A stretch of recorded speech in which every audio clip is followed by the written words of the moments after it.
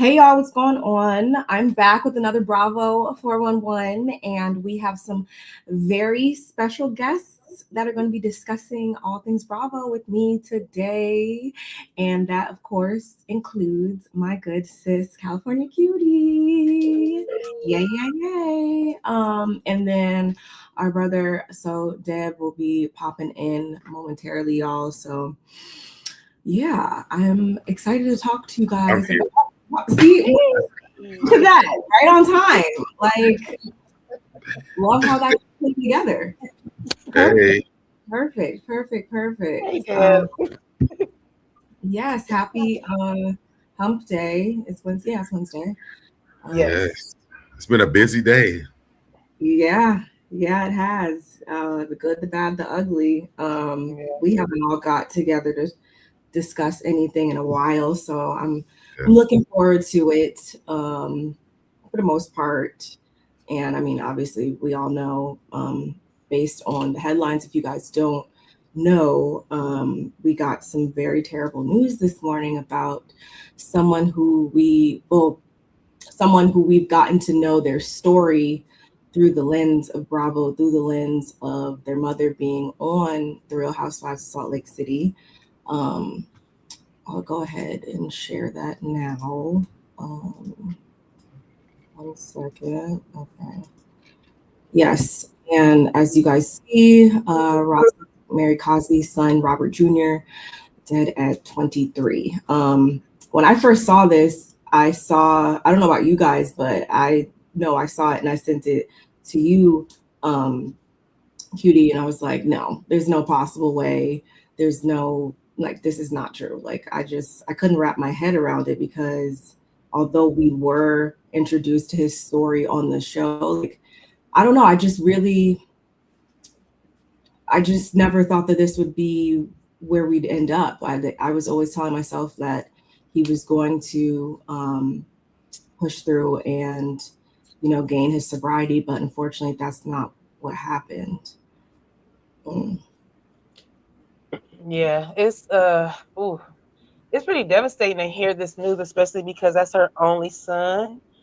We all watched him go from bad to worse, and then finally saying, I need help, or cry out for help, and his journey to coming out here to California, to come into one of our drug centers out here in Malibu, to now coming out of rehab, and then relapsing, and then I think he ended up getting arrested for what was that, for being violating his the protective order, the protective, where he can't see his wife, or a strange wife, because I don't even think they got divorced. I think she filed for divorce, but I don't think they were divorced.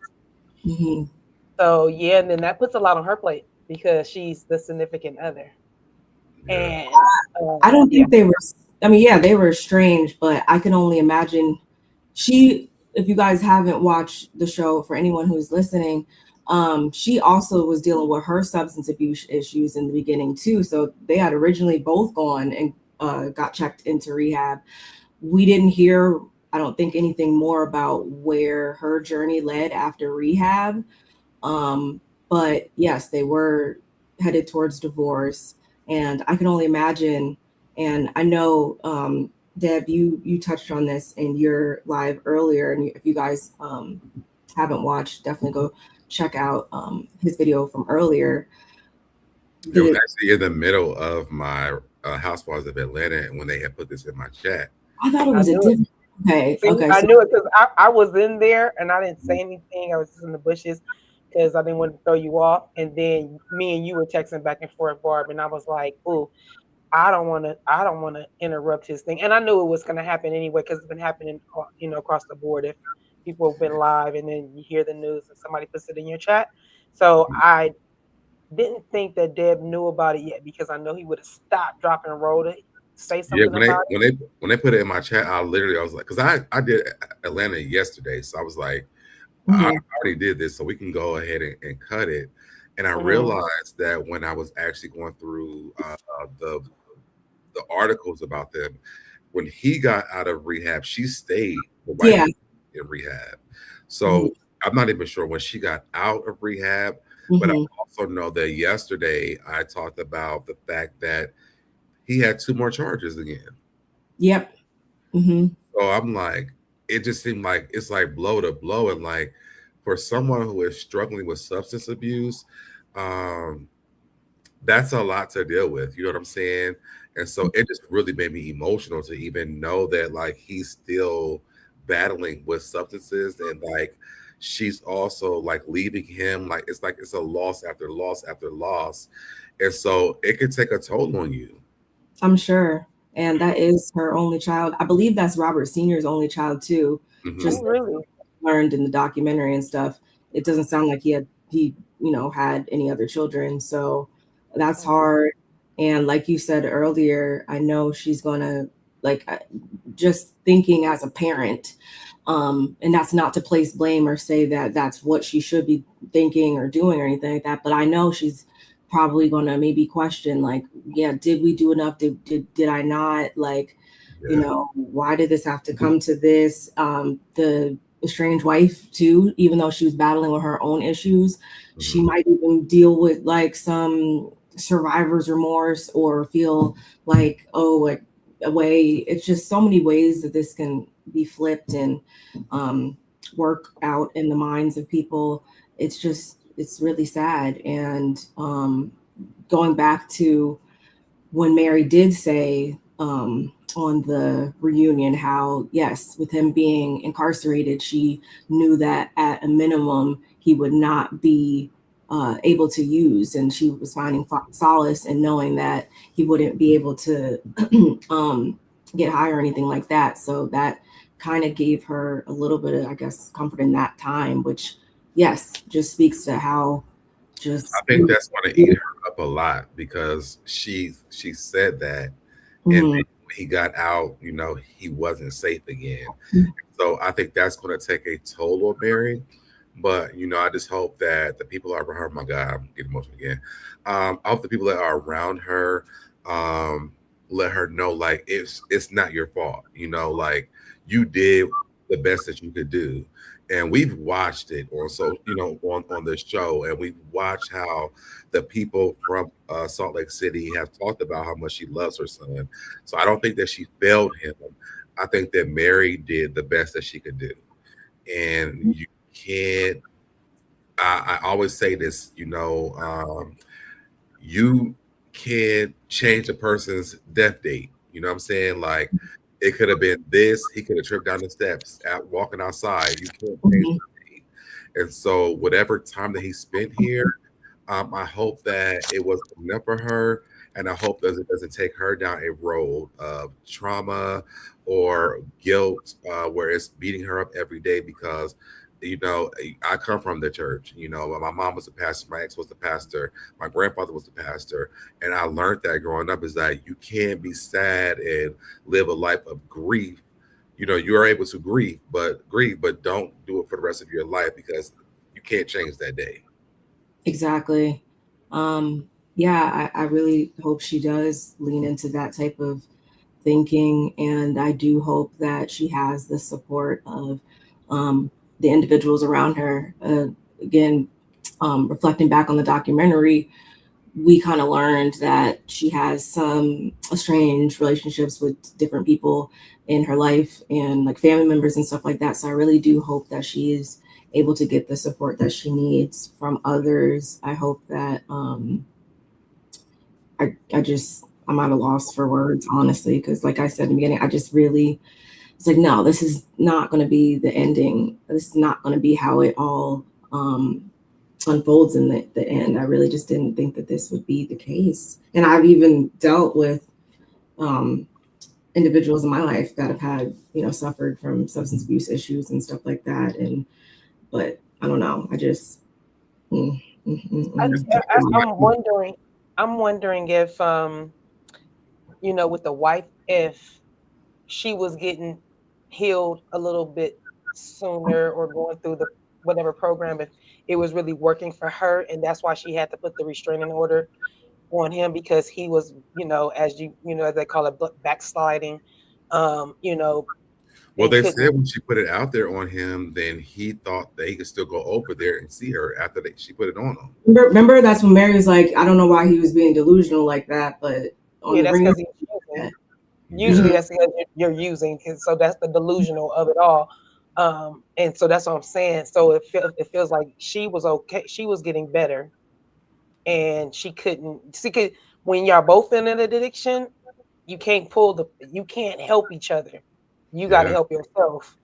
And then when you both are better, then then we can go from there and see how it works out later on, because you was already codependent on the drug, and then codependent on each other with the drug. So all together was all bad. So, but it's still us knowing Mary the way we do, we know this is probably the most devastating thing that is going on. Even with her mom passing, she said it in jest, oh, I didn't go to my mom's funeral. It was so unjust.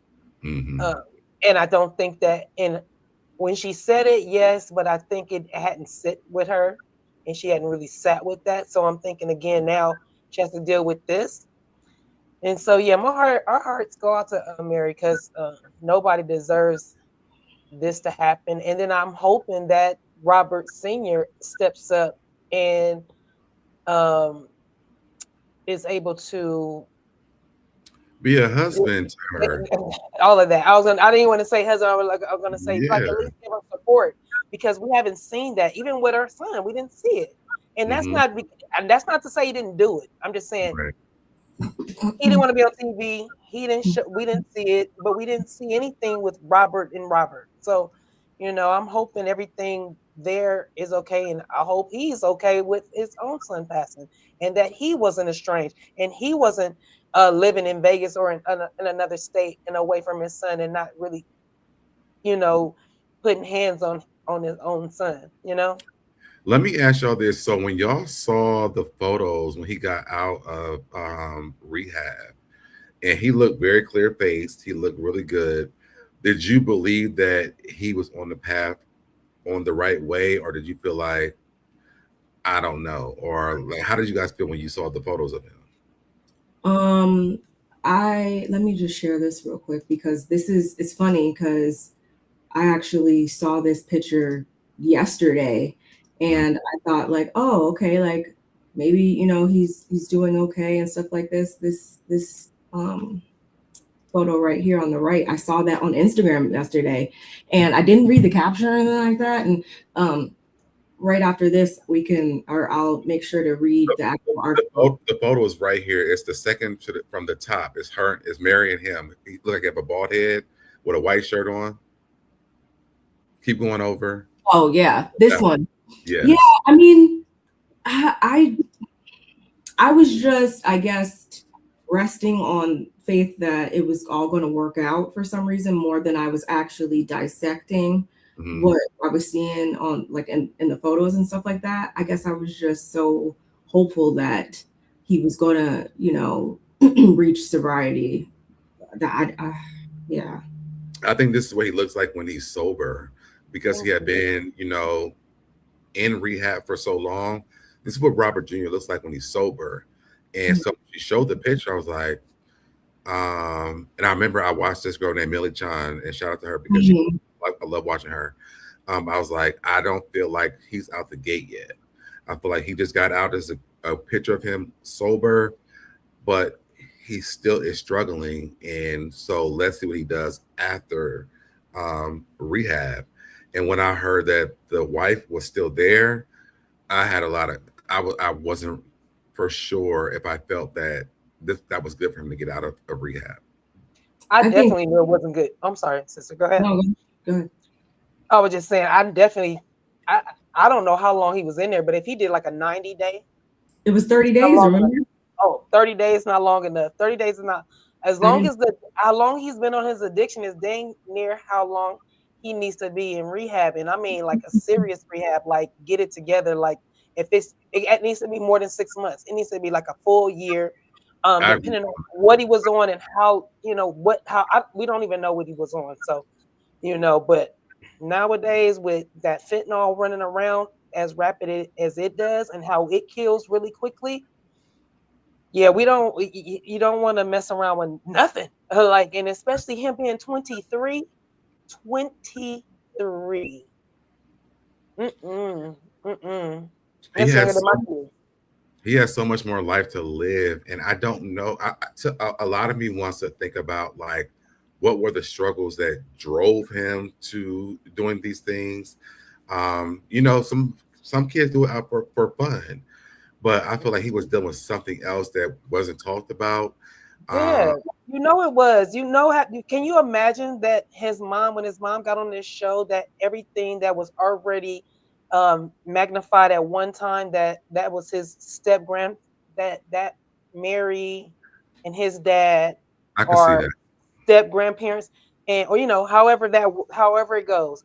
But can you imagine you being the product of that, and when people are talking about it, it's you? But I wonder why they wouldn't take a step back and look at that. If that's the case, because this is all because he was a kid. Because he was a kid. When they're on the show, why would they not take a step back? Because even Robert Sr. left the show. We never see him again. So I just kind of wonder, like, if this is the issue that he was having, did they have these conversations? And if they didn't, would you assume that as his mother? Like, I just feel like there should have been more work done besides, okay, he needs to go to jail because at least he's going to stay alive. But like, what was the issue?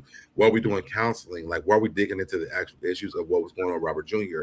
Because I can tell you now, when he went to her church after he got the first time, and I'm like, he's high school right now. Like, I knew it immediately. Me too. And they were like all happy and praising him, like, y'all need to chill because this boy is high and he's at church right now. Mm-hmm. So y'all should rewind this back and like look at it. And then when Mary started talking about it, I'm like, well, thank God she is talking about it, because I know I've dealt with a lot of people who have used drugs in my life. And I praise God that I haven't been that person. Facts. Because I could have been. It runs in my family. Oh, but yeah. I'm glad that it wasn't me, and I might smoke a little weed sometimes. I might take a little edible, y'all know. But, outside of that, like, I ain't going past that. Yeah. It's very rare for me, so. Yeah. I always thought, like, could that have been a part of the equation at some point? Because, yeah, you got to think too, like, kids are mean, and kids can be mean sometimes when it comes to stuff like that, teenagers and stuff like that. Like, he could have potentially been like teased or something for how, he came to be conceived and all of that. Like, so I always thought that maybe that might have something to do with it, where, that's a lot to know that, yeah, your mom married to your grandpa. Like, yeah, that's a lot. So I don't feel like it's far-fetched for us to kind of think like, could it have been something like that? Could it have been? Because all he ever said on the show was life felt like it had no seasoning, or he said something about that. And when he does take the substances, it's like adding like some seasoning onto life. So his whole outlook on life was just very bleak. And also, yeah, going to a 30-day rehabilitation center and then just coming back to like the same environment and the same things. Yeah, it's going to probably just take you right back into that life. And did him and the wife have a kid together? Mm-mm. No. Okay.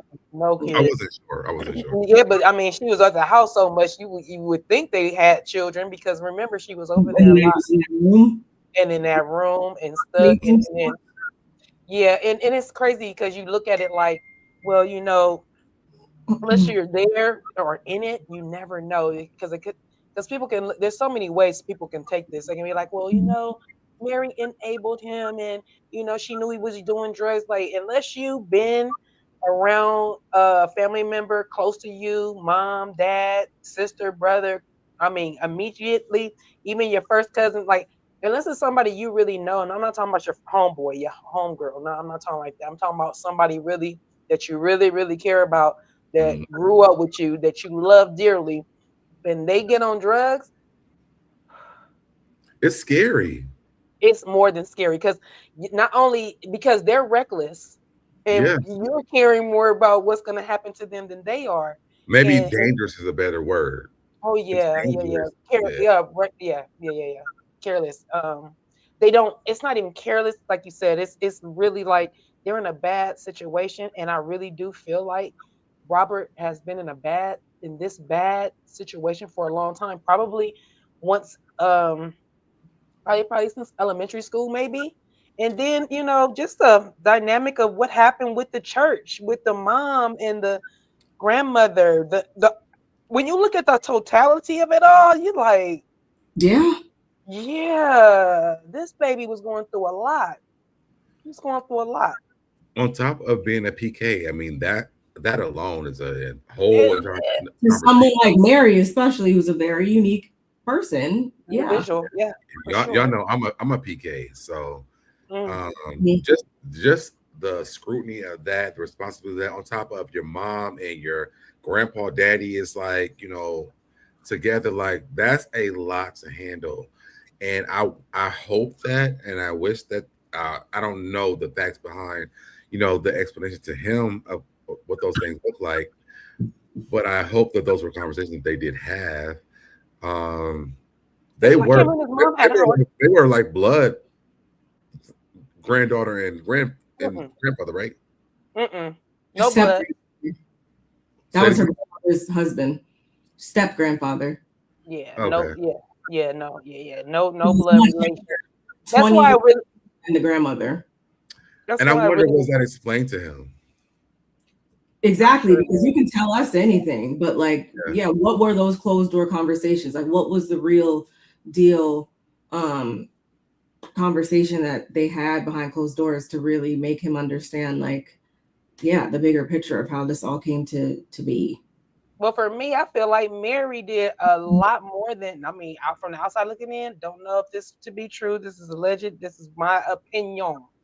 How I look at it. And then Mary is literally a Libra. The day after my birthday, we're like one day apart, right? So I literally try to get in her head and try to feel like, as a Libra, we're always out for making, justice, the right thing to do, making people comfortable. We really care. It's not like an act. It's like we really, really care. We care. And so I don't know if Robert gave 100% as much as Mary did. I don't know if he dropped it in Mary's hands, like, we're together, we had our kid, and now this is something you're gonna deal with, because I'm 20 years older than you, and I don't have to deal with it. You're gonna have to deal with this. That's how he seems like he would have done. Because he probably already had the scrutiny once before with the grandmother, right? Because he was 20 years younger than the grandmother. And then you turn around and you get out of that scrutiny, and then you go marry the granddaughter who's 20 years younger than you. So now you're back under scrutiny, and then you'll have a kid. You know what I'm saying? So I think he probably I feel like Robert didn't even really understand and could convey to his own son what exactly happened, how it all happened. Because even in the documentary, some of it made sense, but some of it was like, did she really say that she wanted y'all to marry each other? Well, remember what happened? Is it in writing? Was it told?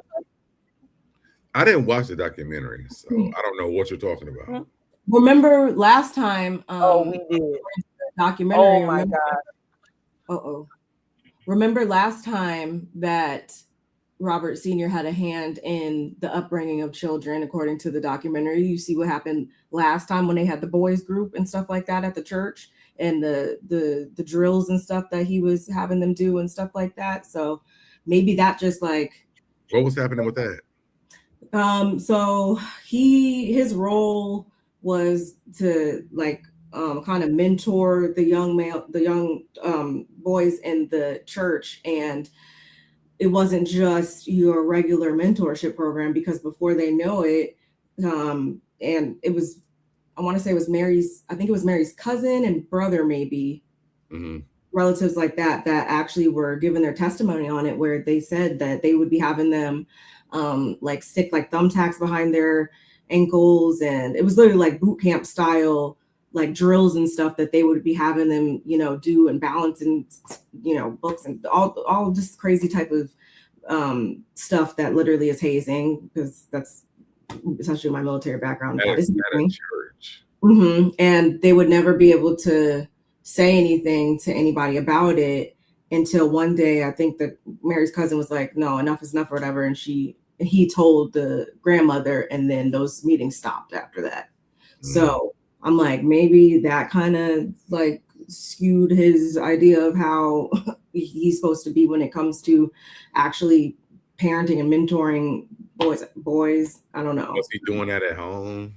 No.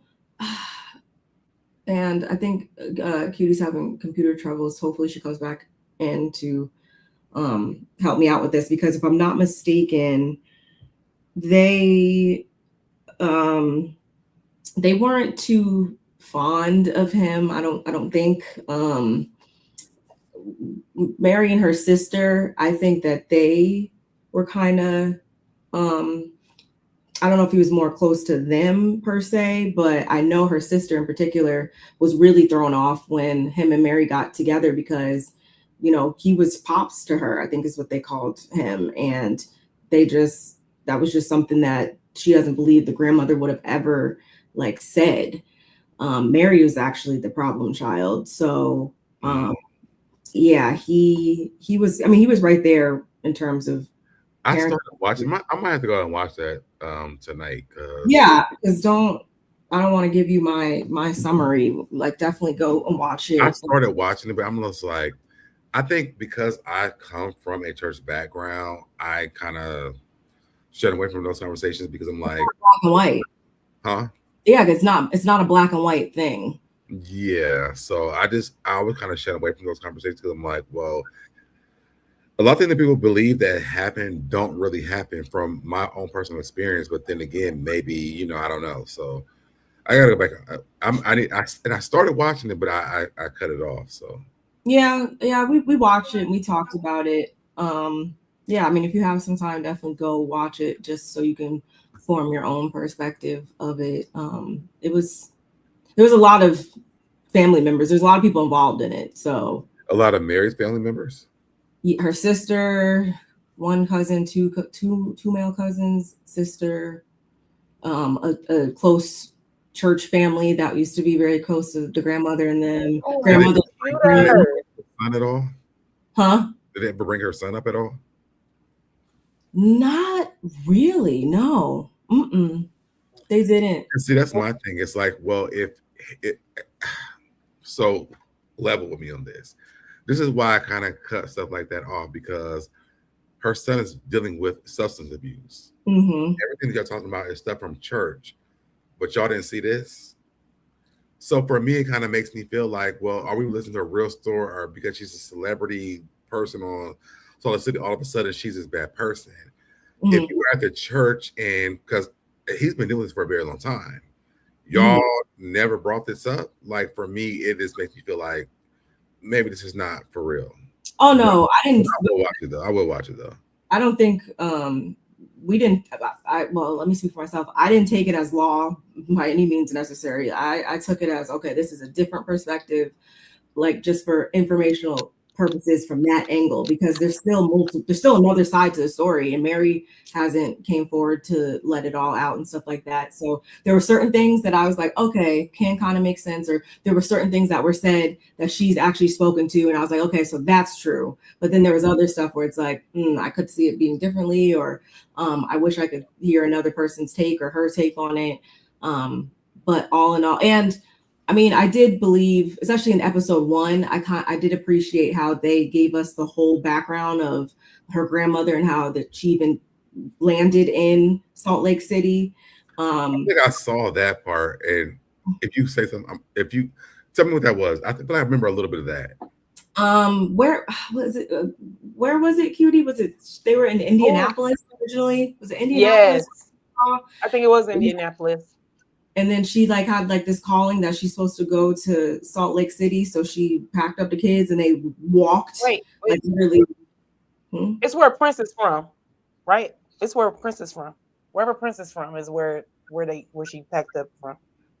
Was that Minneapolis? Yeah, maybe it was Minneapolis. And they I think yes, by bus. They like hitchhiked. They hitchhiked and got robbed. I didn't hear none of that. Oh yeah, I'm sorry. My computer was crackling, and it was so I had to pull myself off, and I'm just gonna keep myself off of camera for a little bit.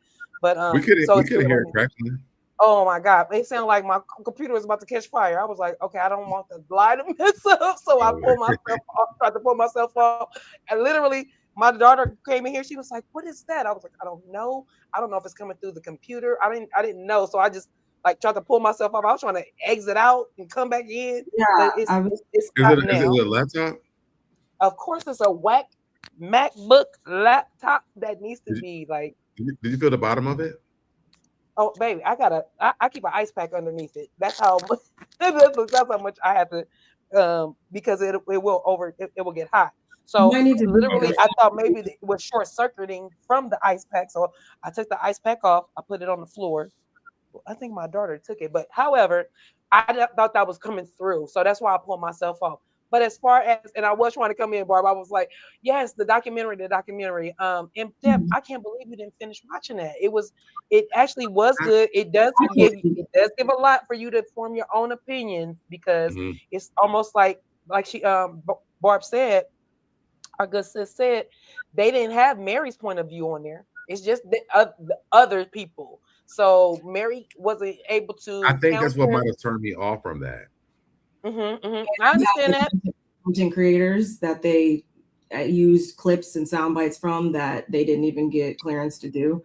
So I'm not looking at them completely ethical, the producers, but just again, so you can derive your own conclusions and stuff like that. I would take a look at it. It was pretty good. I mean, it just shed some light, just like I'm just gonna say this last part and then we can move on. Our sis Barb said, they did touch on some things that Mary had talked about, but when you hear it from their point of view, it kind of changes the dynamic of it all. So it was like, ooh, okay, that story was told. We do know about that, but it's one person's story from their perspective against Mary's perspective. And the way Mary's perspective, if you do watch it, you'll remember this story very well, because I'm sure you watched Salt Lake City from day one, Deb. When I tell you, when they bring the story up and it's repeated and I know you know this. Say it again. Is it about the person that they sold their house or something like that? No, nothing to do with no house selling. But it was actually something really traumatic, something very traumatic that happened. But when you hear it from the family members and from their perspective, and then you think about the way Mary presented it to, I'll just say she presented it to Wendy's. Put it in a private chat, because I need to know now. Put it in the private chat. Okay.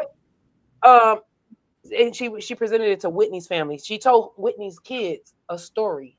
She told Whitney's kids a story about a car crash and somebody going over a cliff, or and that person, one of the people in the car was either ejected out of that car or perished. However, it was very she told it as a person that witnessed it, or even third party did, but not as a person that really knew this person.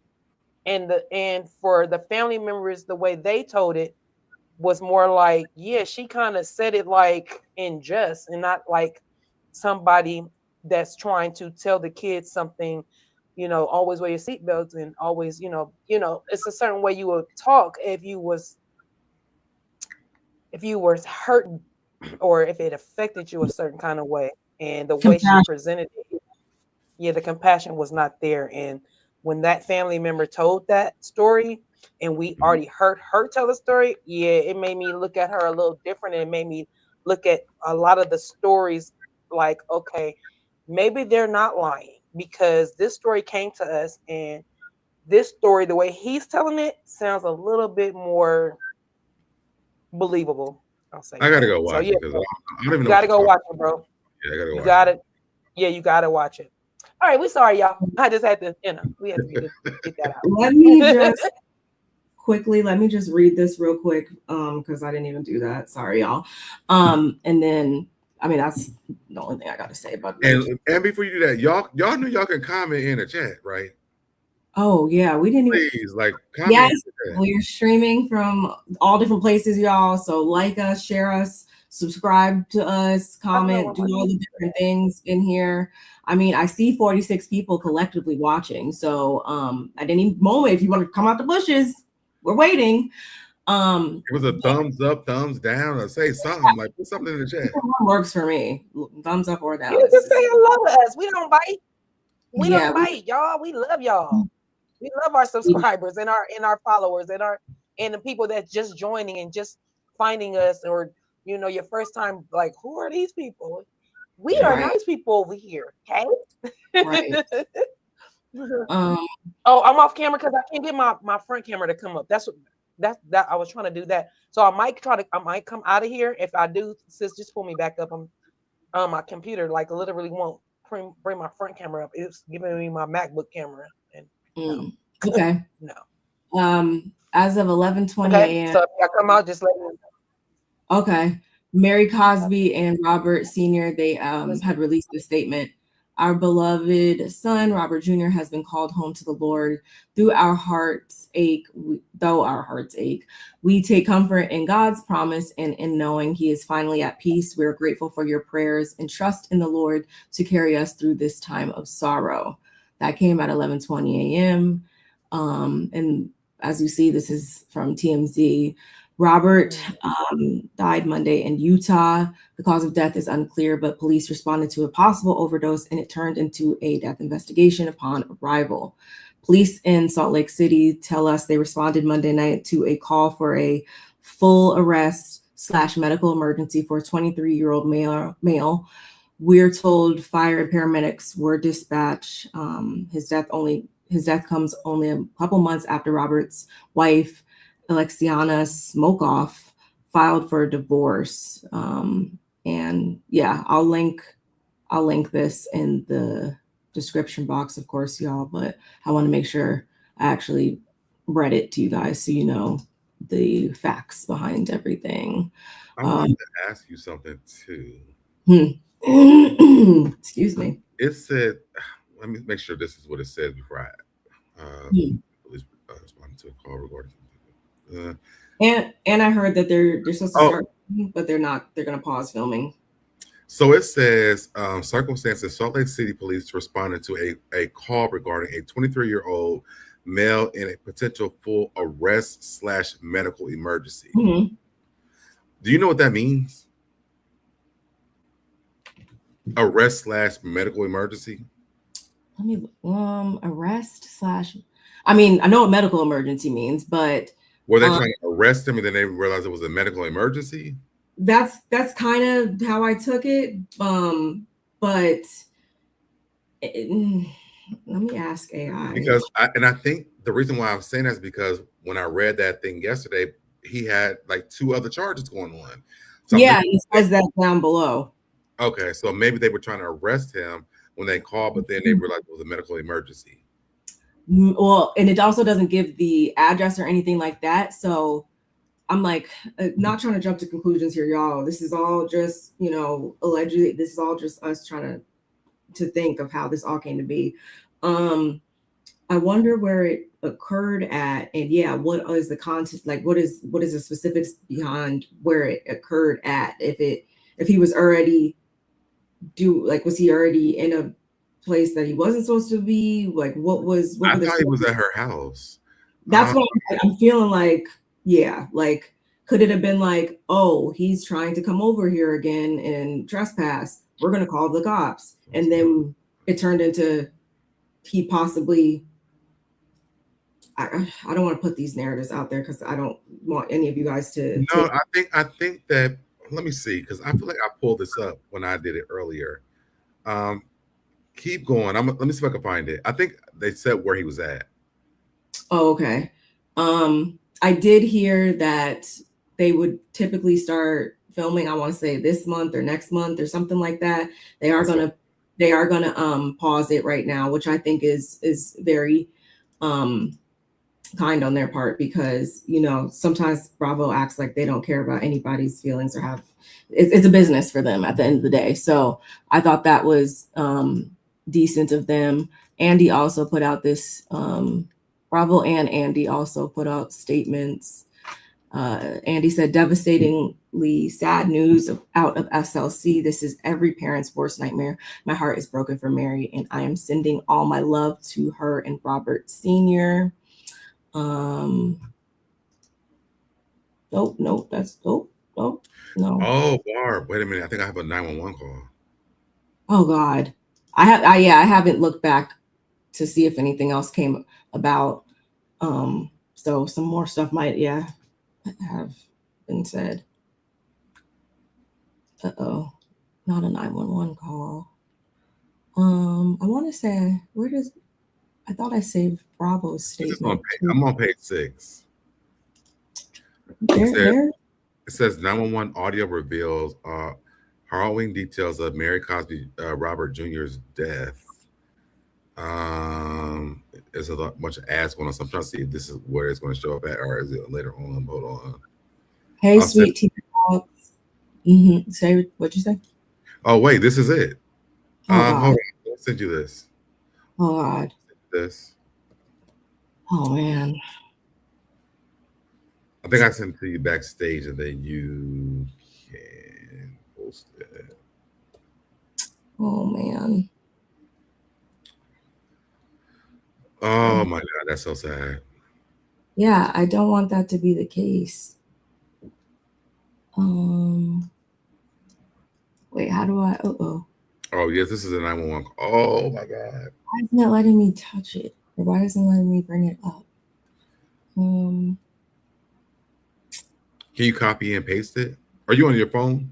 No, I'm on the computer. Okay, you copy and paste it in the link that I sent you?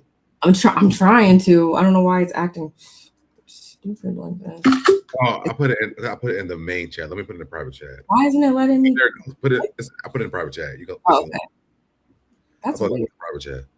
Oh man, I don't. Oh God.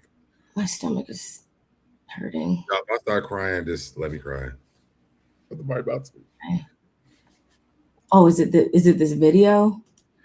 At the top, it's like they're gonna play like some ads first, but then it says the 911 audio reveals harrowing details of Mary Cosby's son Robert Jr.'s death.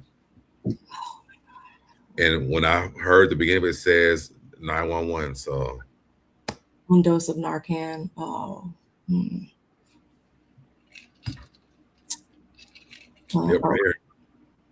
Breathing.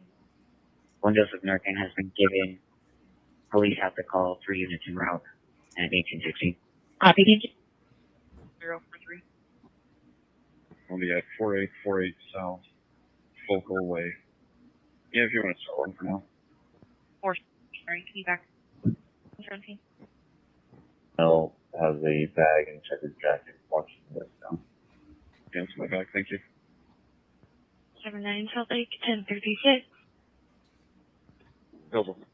1818. I'll be around to 18. I can Be around to 1818. Wait,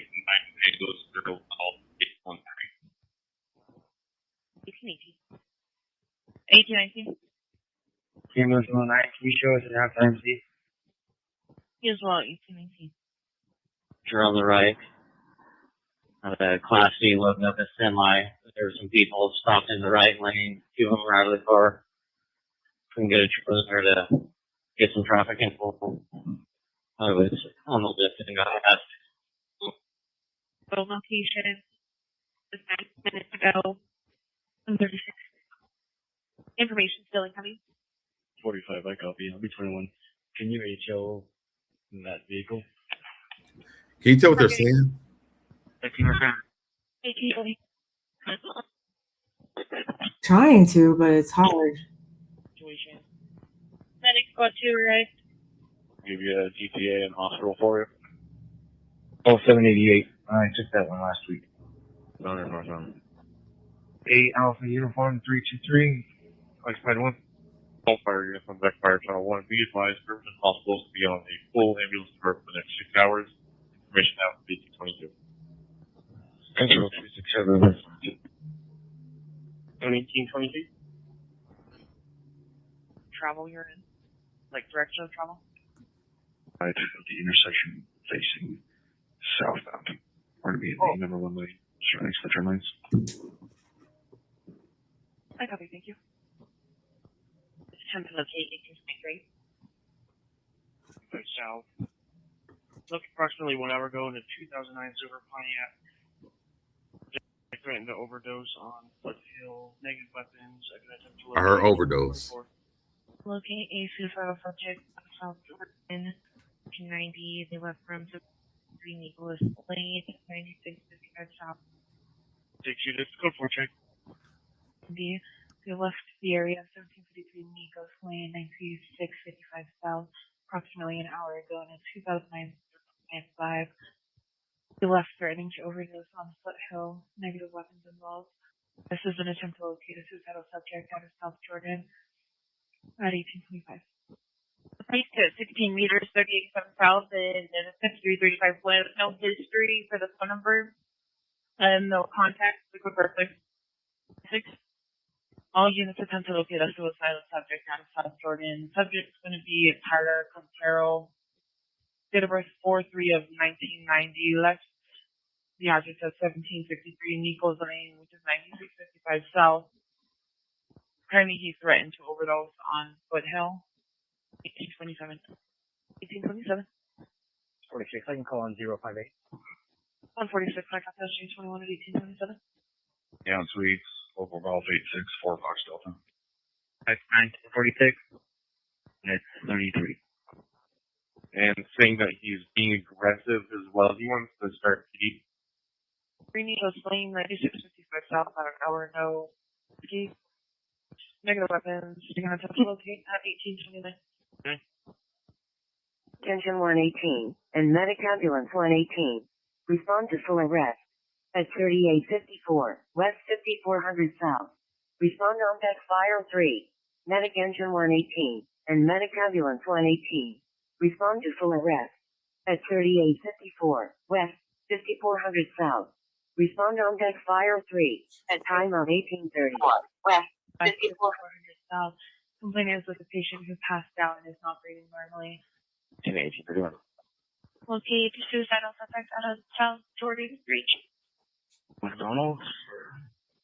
I think it's just north of the McDonald's on the other side of the Mr. Car Wash near the adult probation.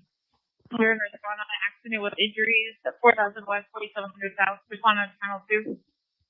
Became 30. Yep. Come on, I'll advise them further. It's also going to be a gray Chevy Malibu versus a white Ford truck. 72 now. 30. President General and MCRT. And a broadcast. 1830. 142, 1833. Go ahead. Well, we cleared 7-3 and 997. And 4, 1830. 609. Can you show us arrived at IMC? 22, clear Walmart, no dating. 36. M8. Copy 1835. Which is the light code 4 checks out there. Negative suspendings. Copy suspended 1835. 1836, have a good night. Go for it. Okay. 1836. Before you can suspend. Alpha Romeo, Victor 7. Copy.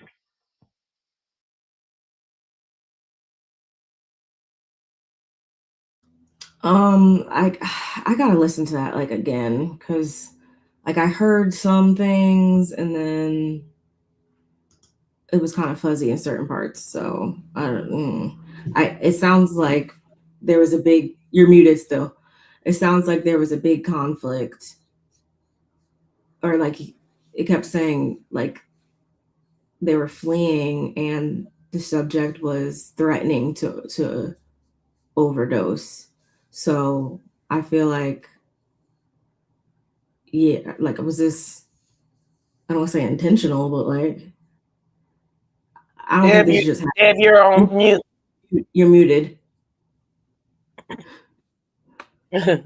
Page 6 has this locked down. Like I'm trying to see if I can download it, but I'm like I need some subtitles. I was listening to you guys. My front camera is not working, so I won't be on camera for the rest of the live. But I was listening. I was like, I did like me and Deb heard at the same time overdose, and I'm like, what? He kept saying that.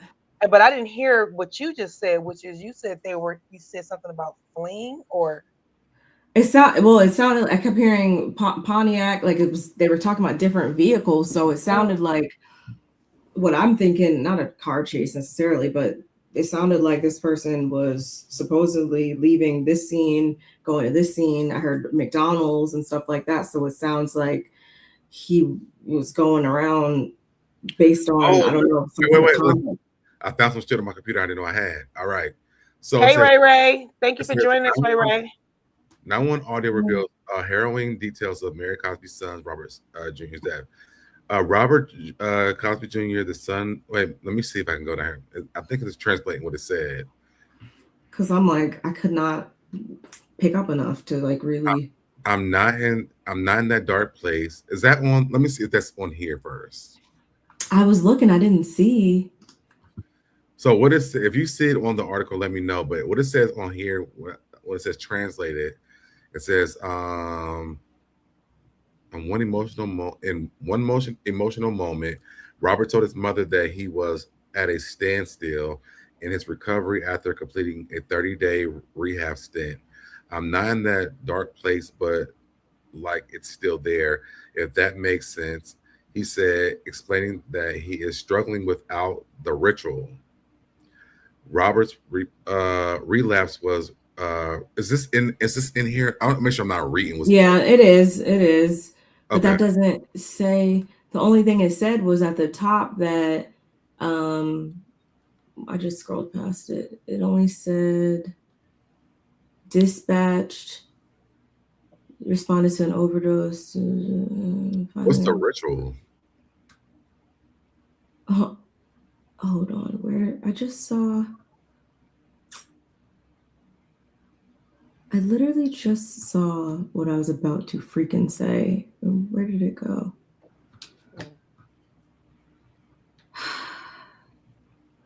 Salt Lake City was unconscious when Robert Cosby Jr.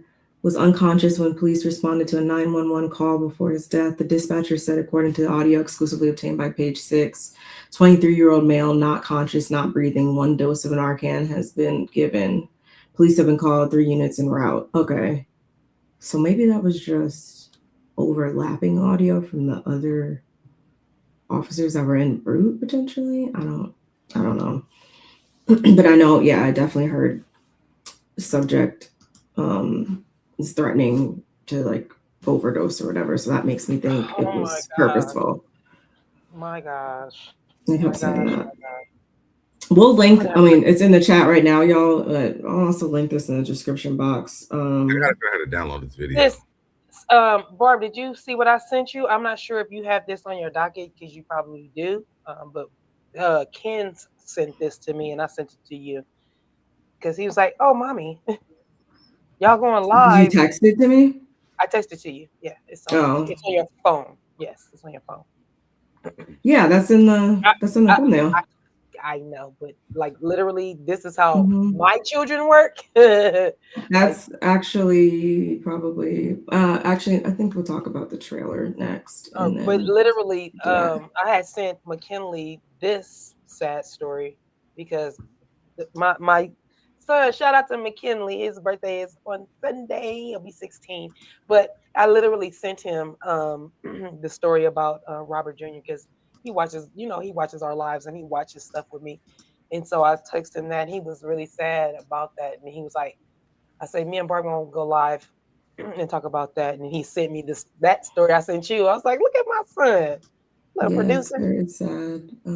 Thank you, thank him. Y'all, I didn't mean to spend that much time. I didn't even realize we were talking that long. My bad. Yeah, I mean, as details come, y'all, I got the video. Let you know the video. What video? From the audio. I'm going to try to the police cam footage.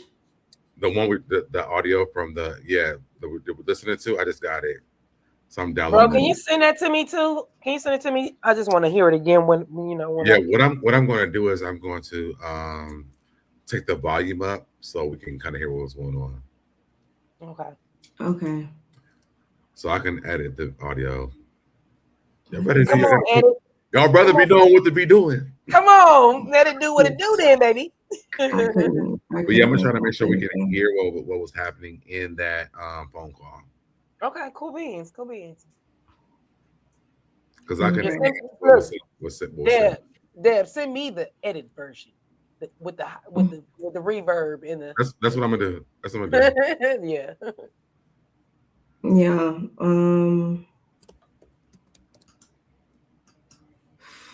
Where's my? Oh, here it is. Y'all hit the like button on all of our channels, please. And thank you. I know y'all in the bushes. I know y'all doing your thing. Thank you, Ray, for coming in. I appreciate you. And if you guys are not following Ray all day, she is a content creator as well. Oh, I know Ray all day from somewhere. I know you know Ray all day. She's been with Ray. She been with Princess. That's how I know Ray because she's been with us for a long time. Ray come home and talk, and now she got her own channel and she does I gotta subscribe. All the housewives and stuff. Yes, please subscribe to her because she gets really good content, and we live near each other. We're not even 20 minutes away from each other. So that's my girl. You guys go ahead and follow her. Please do. Yes. I would definitely do that. While you do that, let's move on to this reunion. You're welcome, my love. The Real Housewives of Atlanta, y'all.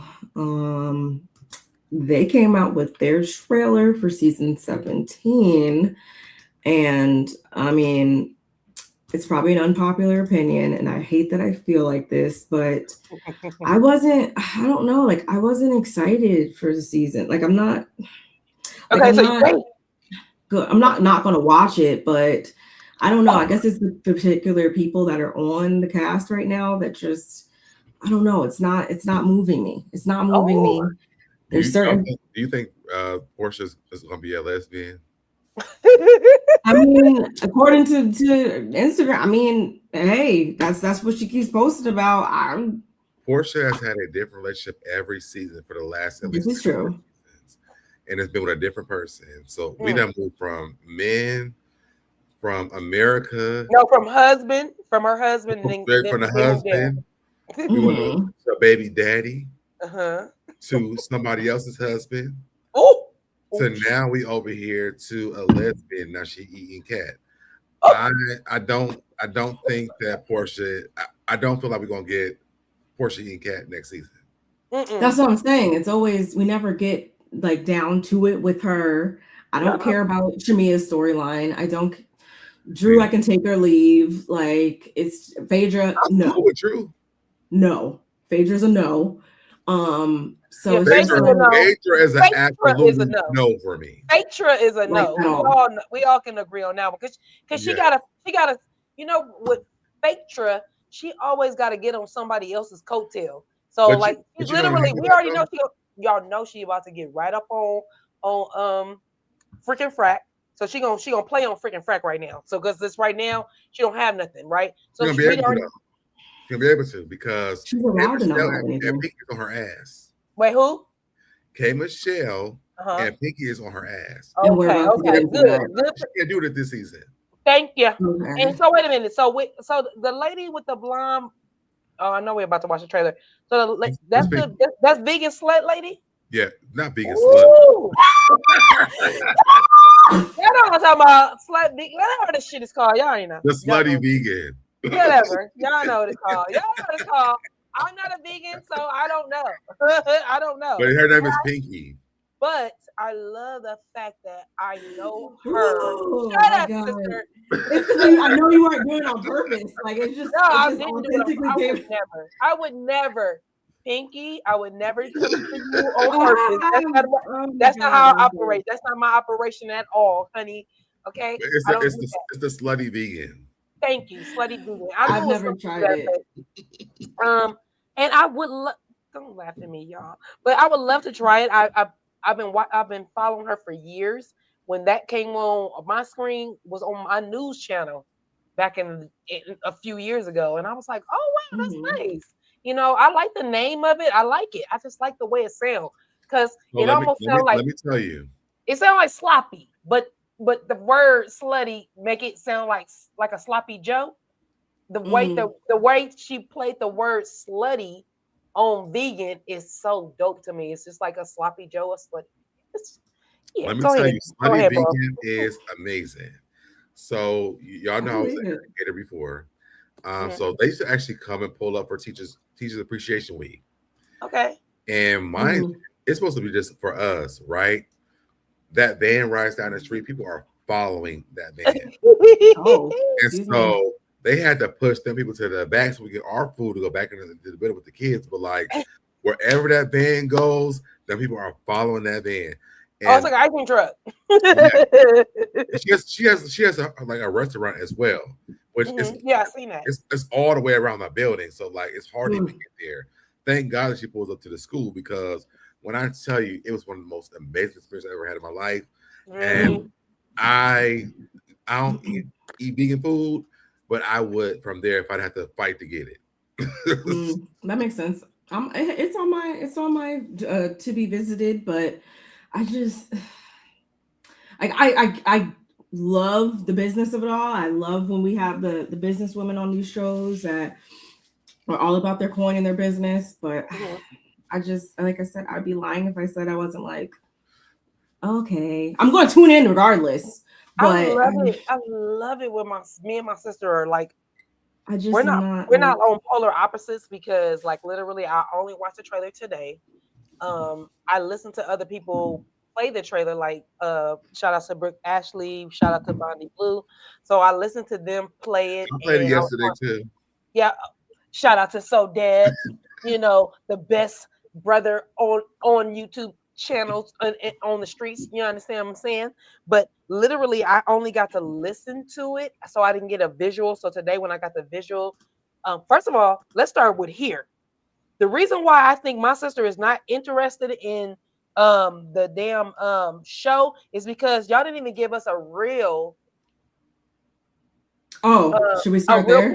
Yeah, they didn't give us a real. Should we start there then? So let's start there. You go ahead, sister. I'm gonna let you have the floor. It's your world. I'm just living in it. Yeah, I mean, right off the bat, when I saw that, I was pissed because the photo shoot, the cast photo last season wasn't nice either. So for them to then just show us the same thing with Pinky and K. Michelle just thrown in there. And technically speaking, this is a different look that Phaedra has than what she had last season. But all in all, I didn't like these looks last season. Shamia's look especially hated it. I want them to go back to. You mean Fantasia's look? Go ahead. I want them to go back to. Oops, I have this up here. My bad. I want them to go back to showing us. I want them to go back to how they used to do cast photos. I actually like that cast photo though. I mean, it's not minus Shamia's look. It's not this bad for something else. I want my sister. It's not bad, but here's the thing. First of all, like I said in somebody's chat yesterday, why is Phaedra touching a Michael Jackson Thriller cub? Why we gotta have her touching the cub? Like literally, where we at? What are Wow, y'all so doing? that's K Michelle. Wait, who? Okay, Michelle. my bad. Why is she down My there bad. with the tiger? Okay, why is Is she that a touching cheetah? the damn tiger? I was like, Is that a what? cheetah? What in I the think it's a Thriller cheetah. album are we think it's a doing leopard. right here? Is it What are leopard we or doing? cheetah? I can't leopard. see. It's a leopard. Okay, leopards. Yeah, you're right. Those are The Oh yeah, leopards. cheetahs are that's smaller. the spot. Cheetahs are smaller. Yeah. However, Leopard. I just feel like you guys threw this together, and not that But it's I bad. think that's a theme though, because you can see that Cynthia, Angela, Shamia, they all have the leopard print on. So I think this is part of the, and also K Michelle. Whoever, first of all, that's not even K Michelle, because I don't know who that person is. That's that leopard. That's not K Michelle. That's K Michelle. That's Kimberly. To be honest about this entire situation, that is fake Michelle, because that's not K Michelle. Hello. All I'm saying is AI generated picture for our cast photo, and then we got to look at pictures of some of our favorites in last year's gear, in last season's gear. That's Have they always done that? I feel like that's been. I feel like that's only been done for like the last like couple years though. Atlanta? No, like they've done it for New York. They've done it for Salt Lake City. Like they've done it, but I feel like that's only something they started doing in the last like 3 or 4 like years. Because the year it used to be a new one every year. They did one last year, but the year before that they had a whole different look. Oh yeah. They was they construction. look like that was at Soul Train. Oh my god, like Soul Train. So like I literally remember. I love this look though for them though. I love. I'm not loving it. It's okay. It's because for me, I want some new shit. I want some new shit, like Missy Elliott. Well, they got to do some new shit first. Like, let them do some new shit before we get some new shit from them, because I'm not wasting new photo shoot on also people that throw some old shit. Okay. Hello, y'all. All right. From God, I mean from and they also need to remove that person on the left. Oh yeah, I could crop her right out immediately. Remove the person from the left, and then let's talk about it. Like I'm so not looking forward to her or Shamia, especially like. Take Shamia out too. Yes, I'm agree with that too. Like absolutely, I like Angela, but you know she and we'll get into it here in a minute with the trailer. It's nothing that's really making me be like, whoa, I'm on the edge of my seat. Can't wait for this to air. Well, maybe I hate that I feel like that. What would make me whoa is like if they got rid of Phaedra in mid-season. That's never happening again. Unfortunately, she's there for a long time, y'all. She's gonna be there for a long time. It's so unfortunate, and I can't stand the people that actually allow that to happen. I don't know what you guys see in her storyline, but it's never there. Like she doesn't give anything real. I wonder if K Michelle is her only season or not. I'm happy that K Michelle and Pinky don't like her. I'm gonna be all the way honest with this part. When I realized that K Michelle and Pinky didn't like her, I stand for Pinky and K Michelle already. I always stand for K Michelle, but I stand for Pinky and K Michelle at this point because the way they eat Phaedra up in this trailer. Okay. Have y'all seen it? Yes. Yeah, let's just jump into it right now. We're gonna watch and talk. And listen, just talking about stop and go. Yesterday, they didn't take mine down, so just keep. I was gonna say I gotta do the stop and go thing. If you guys want me to stop it, every scene, every little scene. Yeah. Okay. Yeah. Here we go. Okay. Once upon a time in Atlanta, there lived a group of beautiful. Huh? We can't see it. Wait. Oh, so I can show it. That won't be a problem. I didn't know if I could show it. So. I played it. Oh, okay. He played it. Okay. You can play it, but just stop it. But every 5 or 6 seconds, just keep stopping in a second. Just stop and we talk. Beautiful dogs who really tried to be. What? What did you say? She said, "Oh, they showed that lady with that blonde hair first. Ill. Yeah, that blonde hair and that tried.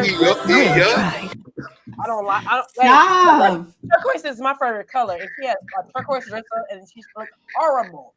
I'm not about to do this with y'all. I'm not about to. You are. You gonna do it with us? Let's do it. Karen, get the out these comments. Phaedra Parks, you are doing what now? Love you. girl, you get out of jail and say the craziest things. I trust no lawyer that don't practice the law. I don't trust no lawyer that eat dead people. Pause it. Yes. Yeah. Wait, Hannah, what are we talking about? I was confused. I know, but like, since when does she eat people? Is she talking about eating out? Is she talking about take out, eat out? We don't know, but whatever she's talking about, I have questions. Whatever she's talking about, Phaedra, who cares? As long as the energy is on Phaedra, I'm good with it. Because you know why? Right. You know why? They gonna hold her feet to the fire because she always sit on everybody. She been skating. And I'm glad that she started to she's like, I eat people. Yes, bitch, you eat people. Yeah, you. Wait, what is this? What is this look? Okay, anyway. Ugly. I eat dead people, but spilling tea is their fate. Pause it. Because you know the funeral home stuff. Yeah. So that's why. But like, I'm still confused. Eat the dead people? Like, I mean, they might be talking a little shit, but it's okay. It's fine. Ultimately, it's about her. I was so confused. As much as I don't like Phaedra, she making money off them dead. Never mind. But let's add it all together. So I want somebody who's actually practicing law, supposed to eat dead people and win a case. Win a case.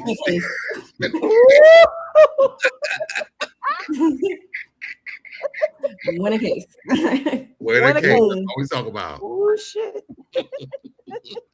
No, points are being made. It's just, I don't know. I'm gonna watch it. I'm gonna watch it regardless. Hey, sister, are we reviewing? Because that's our show to review. Is this us? We might have to get something going. We might. I would join you guys for that. That's a coastal critique. That's a coastal. We can get something going for sure. April 5th. Yeah.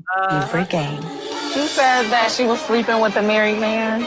Oh, she want to spread her own tea? Are they talking about Drew? I think they're talking about Drew. Yeah. Oh, talking about Drew. You know what I think is very weird? We skated past Ty so fast. But now she's talking to a married man. Here's my thing. Here's my thing.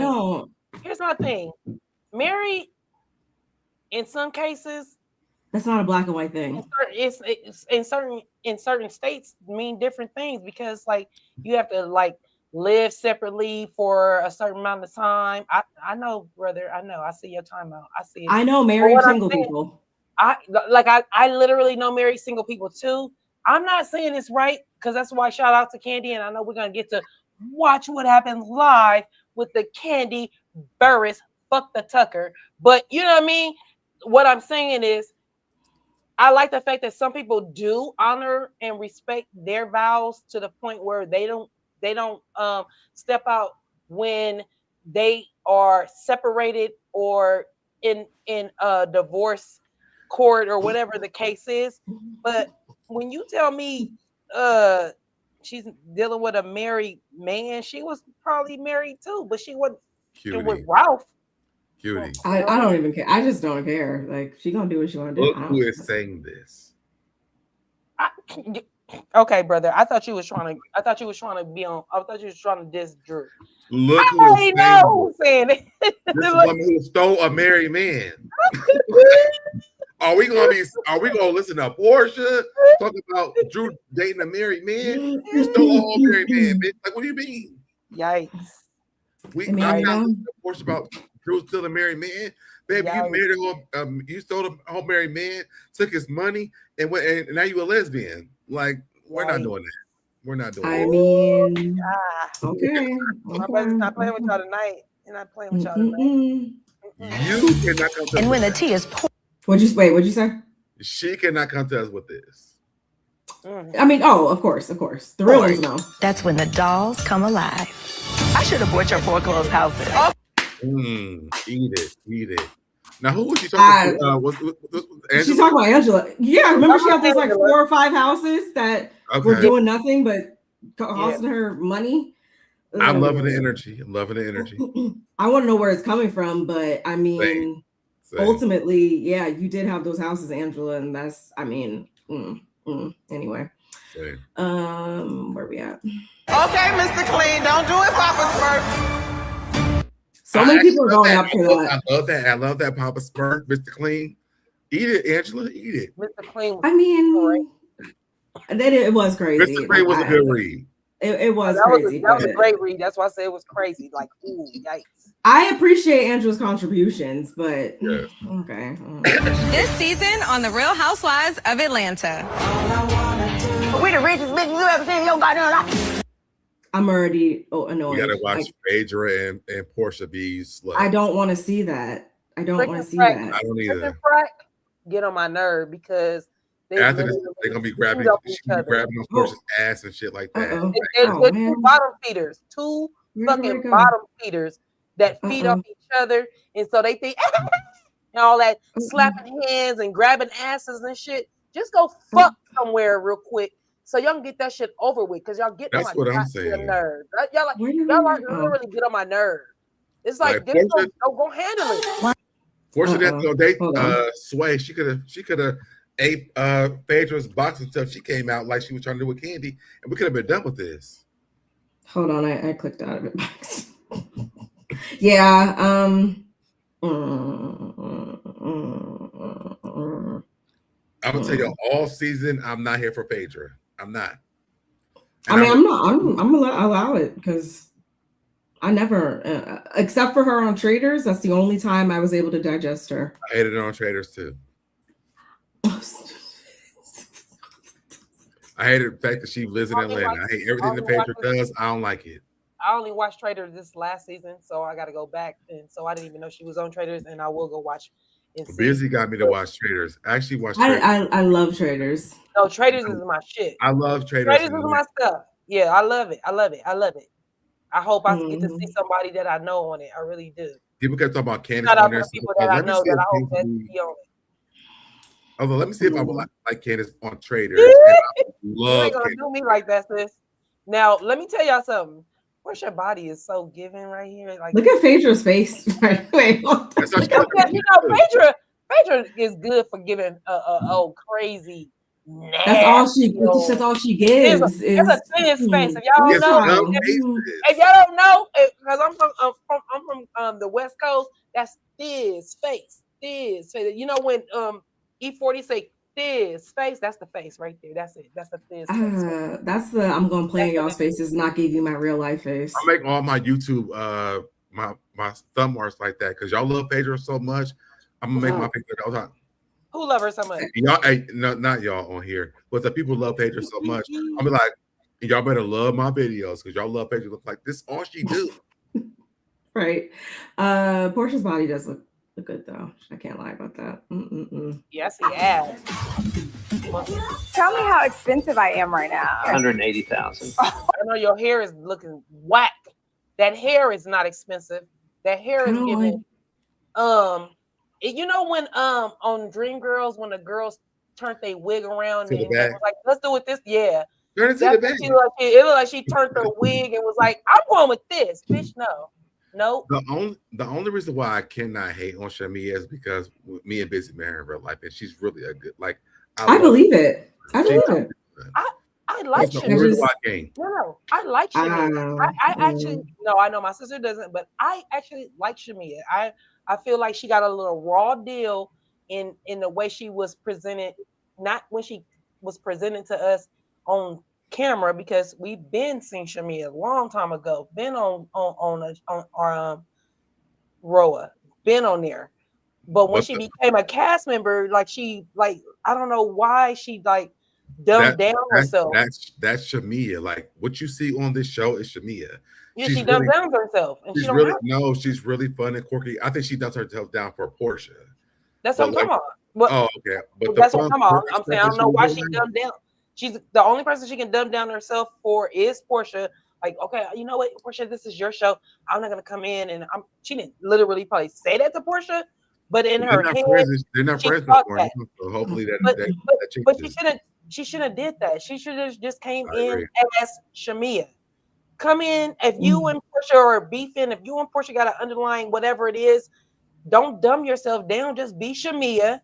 And if the chips will fall where they may, and then you just deal with it.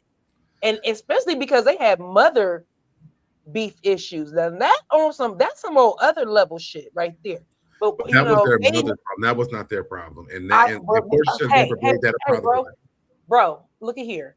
Looky here. That's just like your mom and her sister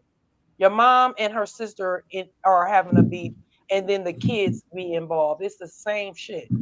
So, but Shamia's mother said that that's not y'all's issue. That's our issue. You can say that all day, brother. I believe what she said. Yeah, you can say that, but it does. So, yes. But you're gonna talk to your mom. But you're gonna talk to your mom. This issue before Shamia came onto this show. No, that's not a new issue. I didn't say that was a new issue. I said they had multiple issues going on, and when you add the fact that their moms are not getting along, and you're both close to your mother, but you're still trying to have this friendship against your mom. Shamia's telling her mom, "Okay, mom, I understand where you're going." And I hear what you're saying, but you're trying to understand. Shamia's probably like, but that's still my friend. And then Portia's probably doing the same thing. And then they're trying to come together and be friends when they're both trying to appease their parent. That has to be a little bit of stress. I'm not saying that it is a total, that's the whole friendship, but that does weigh on you. Even with, like I said, if my mom and her twin are having a problem, and if my mom and her twin are having a problem, that's your mom's twin. That's different. That's your mom's twin. But that's what I said. Depending on how close they are, it still it depends on the friendship, how close they were, and what the friendship was, and how long it was. Because let me tell you why this is. To me, I understand it. Kandi Burris says she knew this was a real relationship, friendship. Wait, Kandi Burris said that what was a real relationship? Portia and Portia was not a real friendship. Oh, not. We all knew that. And when Kandi Burris said this, because if Kandi could be around Portia, hands down to the fact that Shamia and Portia got issues, and they have issues, and it's nonstop. They were never really real friends. So I think that Shamia thought she was a friend of Portia's, but Portia is an opportunist person. I mean, we have seen this. She's dating a woman right now, so we know the type of person is. Yeah. So I think that what Kandi is saying is very true, and Shamia should understand that a real friend is not on this cast right now. And baby, deal with your lesbian new friend, your temporary lesbian friend, and then hopefully she'll come back and be a friend of yours. I mean, she's friends with a girl who almost took her whole career down. So Okay, brother. Let's get back to the. I'm gonna stay on Facebook all season. Atlanta is Black Hollywood. Andretta 2000. Why was that a part of the trailer with Phaedra blowing it to a flute? Because it looked like a freaking penis. It's shaped like a penis. It looks like a penis, and I don't know why they do that. We always have to see Phaedra doing something that's quirky. We already think she's quirky and weird anyway, but they always put a sexual connotation on it. And so right then, when I look at that, all I can see is like a shape of a penis. She's blowing into it. I do recall Phaedra. What was she doing? Chakras, or what was she doing? She was trying to get sexual stuff. No, not the sexual stuff. She was trying to do some healing stuff. It was like where they was rejuvenating the vaginas. Child, don't give me a line. I don't even know. She did that whatever it was, she was like, "Yeah, I'm doing this." Oh, I was talking. I was muted. Oops.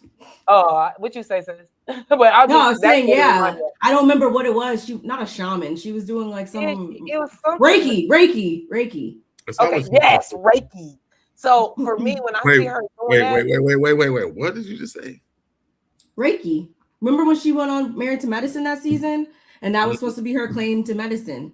She was like doing it's like non-invasive energy, like healing stuff. Yes. Yeah. So when I see her blowing this flutes, if you will, I was like, blowing on that dildo. Go ahead. Come on now, dildo with holes. Okay, so I was just like, here they go. And it doesn't move me when she it don't move nobody. I don't know why they think it does. People are like, "Oh my god, Phaedra, you're so funny. Oh my god, look at her." She's blowing on her dildo and making flute noises. So original. I don't want to watch that. Good God Almighty, it's eating me. I didn't expect God. What'd you say? Even that, like, why are we watching her feel on Portia's ass? Remember she was like with not sweet tea, but that's what she wanted to call herself when she was like all on her boobs and stuff, and like. But it's very hello. What's the word I want to use for YouTube? Peditorial. Oh, you saying yeah. make them follow. It's very it's like, why what's so grabby? What's a booty do? What do they call it's very Peter Piper-ish. They call it a PDF file on. I know what you're saying, but I'm saying. But yeah, but it's around. It's the Peter Piper. Page.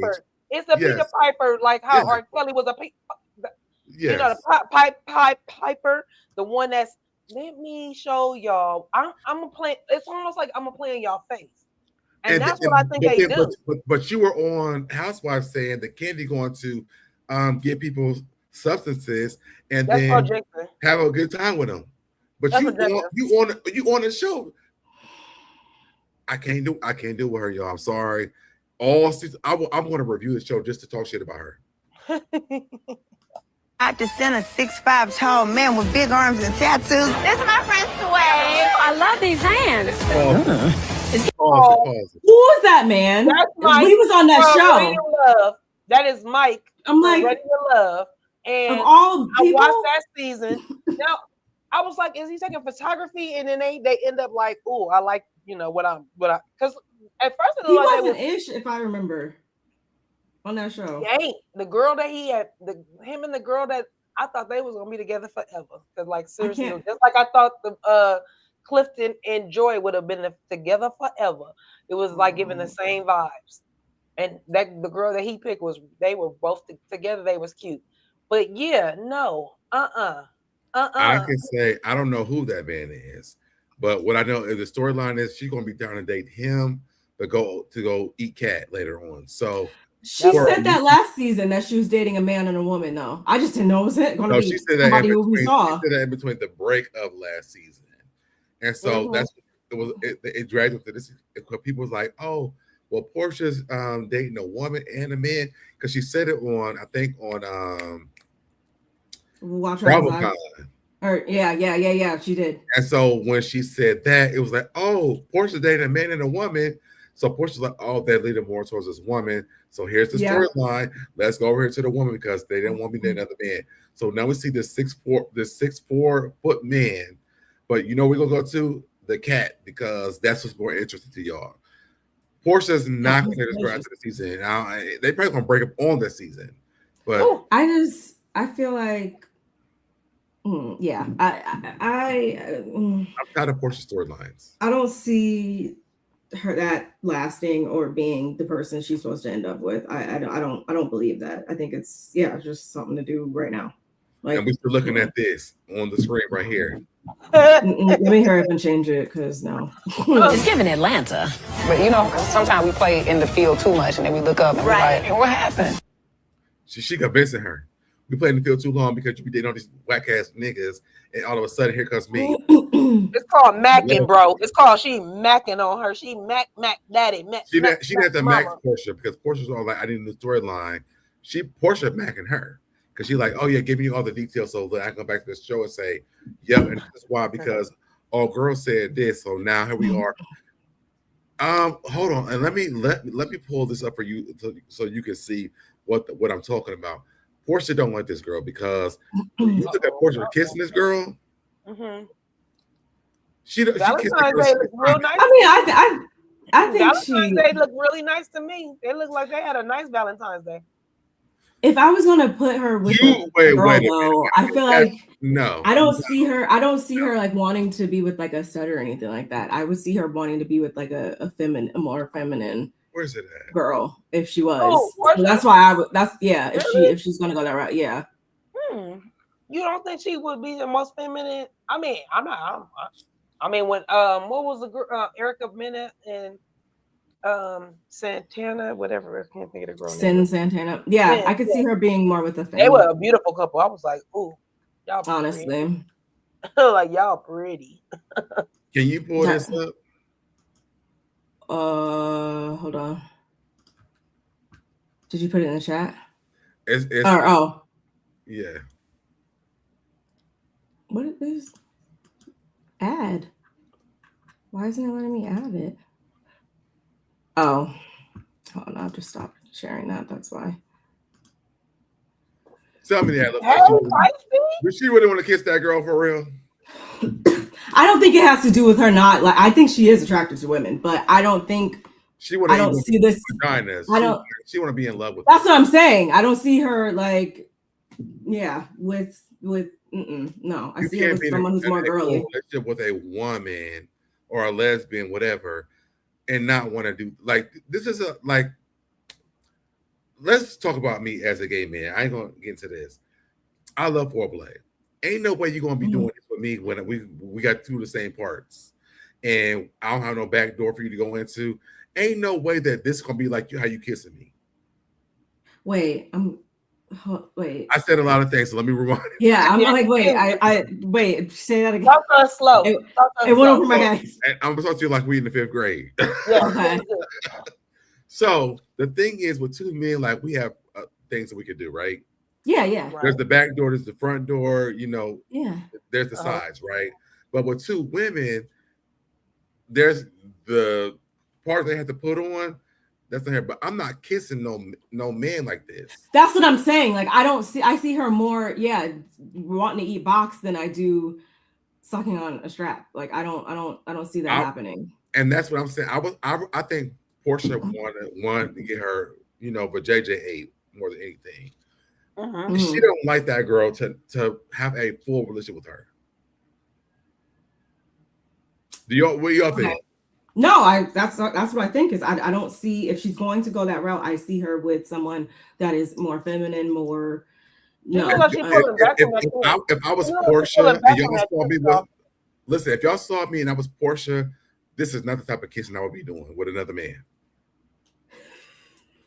Maybe y'all wouldn't even seen that man's face probably, because it would have been like, okay, like you probably would have seen that man's lips. That's what I'm saying. She pulling back. You see her look at her body language.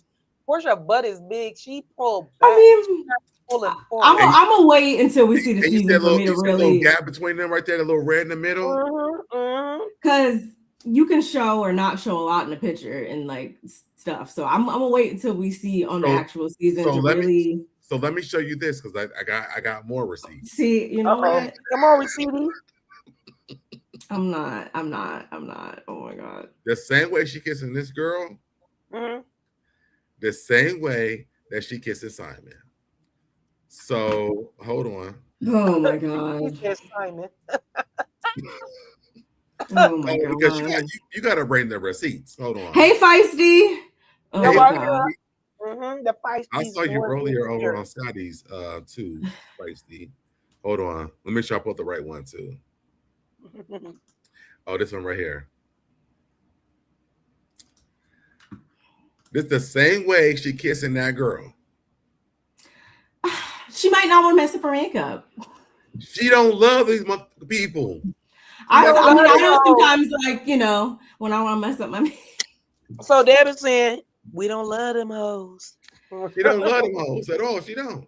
I mean, no, I don't see that being. No. I don't know what the woman's after, but I don't see it. I definitely didn't see it in him, and I can't say I see it for sure. Simon and Sway got money too. I know she has her own. They don't marry her. Businesses and stuff like that, but how much money does she have? I heard that Sway is very wealthy. That's what I've heard. The Atlanta streets. Okay. And I know a lot of people in the Atlanta streets. Sway got money. What does she do? She has a salon suites. She does like salon suites, which is very profitable. I just didn't know how. We're gonna see, y'all. What I know is that Portia kissed that Sway the same way she be kissing Simon. Mm. But she didn't kiss the gay man like that though. That's what I'm saying. She didn't kiss the gay man like that. Okay, let's proceed. Please welcome Miss K. Michelle. I don't dislike K. Michelle. She's just never been like the person on the cast that I'm like, yes, that's my girl. So for this show, I love her for this show because Portia and Phaedra has done so much, but K. Michelle's about to come in this bitch and run this entire show. So I'm here. Oh yeah, very polarizing cast member, but I just she's never. We're about to. And I agree with what you said too, Bar. By the way, she's never been before like this. No, but for Housewives of Atlanta with Portia and Phaedra, we need a K. Michelle. I'm here for it. I'm definitely here for it because I just liked her on. Of course, I loved her on Hip Hop, and then I also loved her on Marriage Boot Camp. I think it was. Yeah, I like the dynamic between her and her husband on there. I like seeing them. Yeah, she's good TV, and then to see her on, like you said, like on something like this, her being a wife. And her being older and more mature, and yeah, I think I'm with SoDeb. I'm here for it. And the best part is she don't like Phaedra. I'm cool with that. I'm cool. I'm open to it. I'm gonna be tweeting and reporting about this show every week because K. Michelle don't like Phaedra every week. I'm here for it. Phaedra needs some competition for a person who can actually read because Phaedra's gotten so far with this one read about a pizza box for a man who needed a $10 for a pizza box in Kenya, and it never ever landed for me. But we got K. Michelle here. Oh, K. Michelle has lots of reads for Phaedra, and we already heard one. We will hear lots more. I'm here for it. Okay, let's do it. My husband, Dr. Sims. Nice to meet you. I'm on the biggest. Yeah, I liked them on Marriage Boot Camp, so that I'm okay with. They were good TV. Now, Dr. Sims, I wonder why they put her on Married to Medicine. I'd rather, if I had to choose, I'm cool with her being on here. But you have a point, though. You have a point. Yeah. It's country music label, and I don't think people understand that pressure being the only black. That, and I'm like, she's been, I feel like having the same conversation about the country music and stuff for like some years now. Like, but it hasn't happened. Country move it. Just do it. Like, but it hasn't happened. No, she's been working on it, but it hasn't happened yet. I think that, and this is my own bias. Now that Beyonce has done it, I think there's a lane created for her to actually be able to do it. And I feel like K. Michelle's going to come out and she's going to be extremely successful because Beyonce, for a lot of black artists that are country artists, was able to make a different way. And I think that K. Michelle's going to come in and storm that shit. So I'm excited about this part. I think she definitely does deserve to bask in that. She's been talking about it for a while. She is a great artist, in my opinion. And no, I want her to do it. When Beyonce, I mean, even when Beyonce came out with Cowboy Carter, I for some reason I thought about K. Michelle and her country music and stuff like that. So I'm ready to see it. Is what I'm saying, I guess. Well, I think because she's been saying it and it hasn't happened yet. Like there were some barriers that's been happening, and now that Beyonce's opened those doors, I think the doors are wide open. I think she'll be a lot more successful than she could have been if Beyonce didn't. Prior to You're right. Because look at the backlash Beyonce got even at her, caliber. So yeah. Mm-hmm. Yeah, she said she's the only black artist on her label, her country label. So that alone, nobody's gonna know what that feels like when she has to walk into this all, white building. So yeah, but we all know that K. Michelle is very, very, very, very, very talented and can sing her behind off and can yodel her face off. So absolutely. Yeah, let's be clear, country world, when she does give us an album, we going in. A lot of people that's not country artists, country listeners will become country. I hope that she works with a lot of those artists that Beyonce brought on, any people that we didn't even see from Beyonce's thing, from the country thing that Beyonce didn't even connect with. I think like connecting the two would make that album even more bigger. I think that a lot of people don't understand the history behind country music because it is our music. And so I think Beyonce doing it and then K Michelle falling behind that. Oh my God, like that's going to be some crazy shit. I will say my favorite song from K Michelle is not country music, but her song Kim K. She ate she ate that song up so much. That's my favorite song by her, by the way. But it's not a country song, but I just bring that into the fold of this conversation. We can keep going. Okay. You know, you have to. He always got to put a bias up. He always got to give us why he really loves somebody. Write that down. Take notes. Take one. We got some sluts walking in the building. Okay. I'm here for it. I'm one of the most powerful entrepreneurs in America. Come on now. Which is very true. No, I've heard about it. From being just from a little, her truck, from being just having her truck first. Come on, Miss Pinky. I think that's going to be her thing that carries her through this season. Is like, y'all are all here, y'all have y'all shit, but she's the most Black successful woman with a restaurant. You really can't fuck with her for real, to be honest. I wonder did we see in the chat? I wonder how it's going to be with her and Kelly, because since they're both in the same industry. I don't think that her and Kelly get along. I don't think so either, and that's just so. I hate when they're like in similar industries and. But I think that starts at a bit. I would say, just judging off the beginning, I think that's a way to get us to watch them, which they probably didn't even really need that. But I think the end will change towards the end of the show. Yeah, hopefully. Because if Kelly, I'm sorry. No, go ahead. I think with Kelly, because we saw Drew go to Kelly's business and it shut down. Yeah. You know, for me, that's really sad to me. Like that wasn't even a really good read. Like if she lost her business, that's pretty sad to me. I hope that they Pinky and her get together and like give advice to her to make her business successful, to be honest. So yeah, that's what I would like to see with them. Let's be clear. Let's be clear, it's the economy, because we're not seeing it just with Atlanta. We're also seeing it with the Bell Collective as well. When you look at the Bell Collective, Carrie, when you come to Carrie, she's about to have to go. She just opened her one. I'm just saying, people are going through some things because the economy is not. We all are. The economy is just not doing well. It's just not doing well. I will agree with you with the Bell Collective. I'm going back over here. You know what? Shut up. I'm sorry. I can't take the Bell Collective serious. I'm sorry. I just can't. No. She's telling the truth though. Like the restaurant business is already just hard AF as it is. Then throw in the Bell Collective though. Then throw in a man that's all I'm saying is last season we saw somebody at Bell Collective. Let me ask that first. What was about the Bell Collective? Wait, what? I'm talking about the newcomer that came on last season.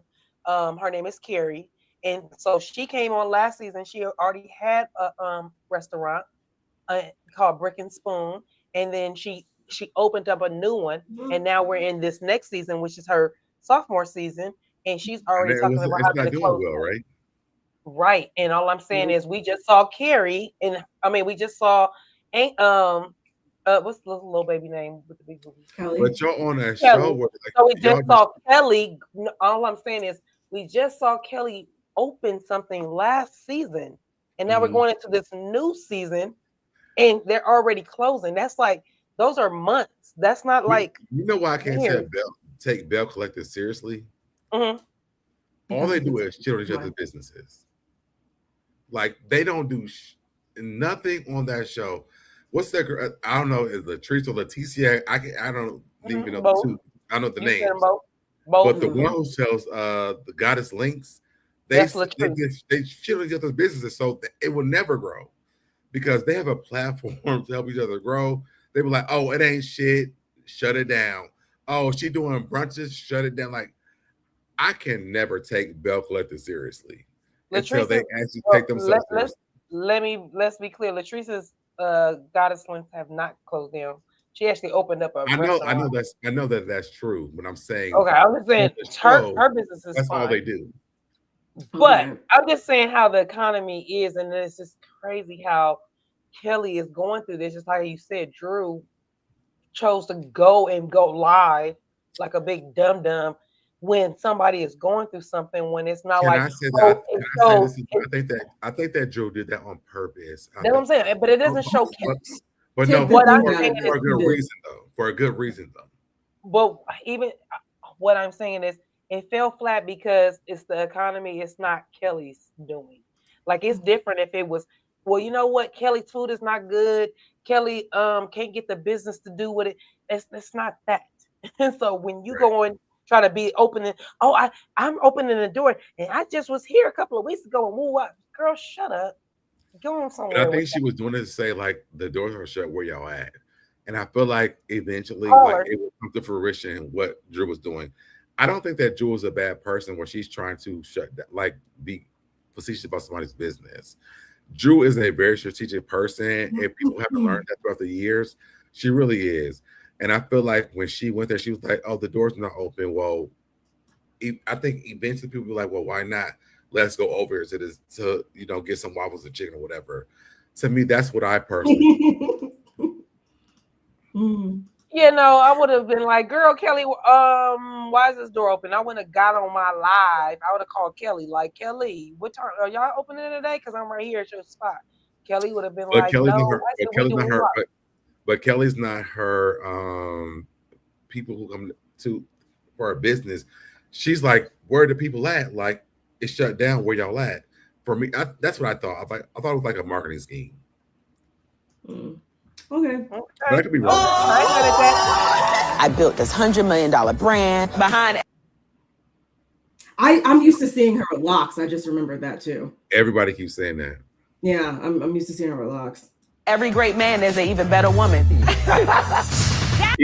that her man? I guess. I hope so. If that was her man, baby, let me tell you something. I'm tuning in every week. I don't know. You said who? Got shit on that man. I never found that man every week. What you doing?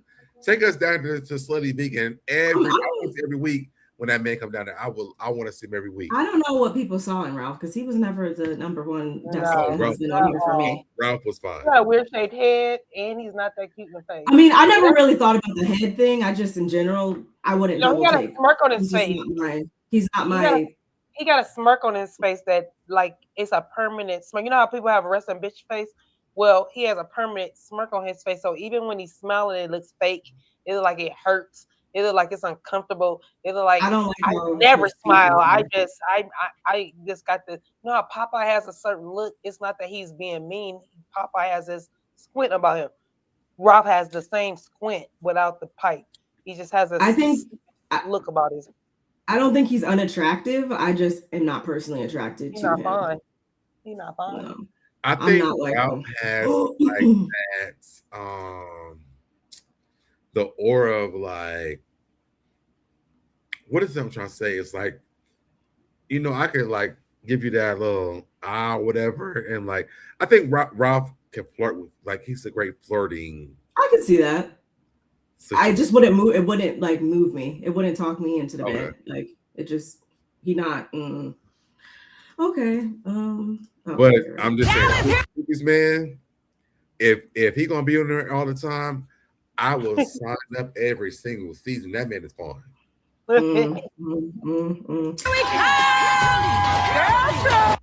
I'm not gonna lie, I was upset at first because I was like, are we really just going to Dallas? Like, I love Dallas, but like for real. And then I remembered they went to Scotland too. They didn't show that though. Oh, they should have sent them to where's Angel from? From Potomac? She's from Louisiana. No, wait. Angel from Potomac. She lives in Colorado half time, and then they should have sent them to Colorado. Angel. I thought she's from Potomac area, and then she. You said they should have went to Colorado. Yeah, they should have sent them to Colorado to help her out with the business. We don't even talk about that trip. That fucking disaster ass trip.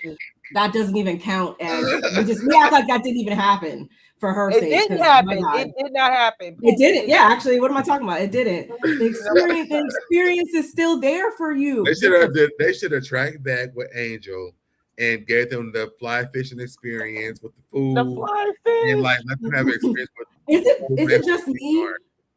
Like obviously I love Beyonce. I love me a cowboy hat. Like I was very much in my cowgirl era for a while there. But I'm sick of like cowboy everything. Is it just me? Yeah, I thought that was done. Well, I would never say that because y'all know that I'm a Beyonce fan. And if Beyonce want to take us to space tomorrow, I'm gonna be a cowboy. Oh, I have on my space forever. So I'll do it forever, but I'm just sick of seeing like I just feel like everything is so equestrian on like every show and every like I don't know. I want to start going. It is I don't know what's the opposite of cowgirl. Like you're right though. Everybody got a horse. Like Maria something. Huh? Wait, what? The horse. Oh, expensive. But they are beautiful. This is beautiful.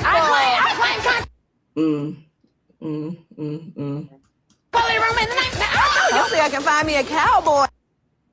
Oh Lord. I don't want to see that. In Texas. When this horse just jump at them, ooh, Lord. I am not trying to. Who was that fighting? Who was that? Who was that wasn't that Phaedra with the blonde hair? I'm pretty sure it was Phaedra. Who was that in the black? In the black? Yeah. I don't know can I rewind? That on the ground. I feel like that was Portia. I think it was Portia, yeah. Oh, because I talked to him. Say again? Because of that horse? Yeah. The horse is booked up and everybody and that's how you know Phaedra got a really good friend. So you didn't put your damn friend down on the ground because the horse scared your ass. You put your friend down on the ground. Hey, it was maybe it was just a reflex, an instant reflex. Maybe you ain't shit. Or that. I was trying to give her the benefit of the doubt. About that career. I want to own my own things. That I want to see. I want to know what is this about. Gerald. Is that concerning to you though? No, because I saw the writings on the wall last season. I was able to just read right into how their marriage is and stuff like that from last season. But I don't know what this means in terms of I don't know if I'm mistaken, but I feel like they showed like a picture that they were well underway with the surrogacy journey. So I wonder how that falls in place with her also making these types of realizations per se. I'm like, I wonder if, but I'm not surprised that she's feeling like this at this point. I feel like she's on the road of divorce.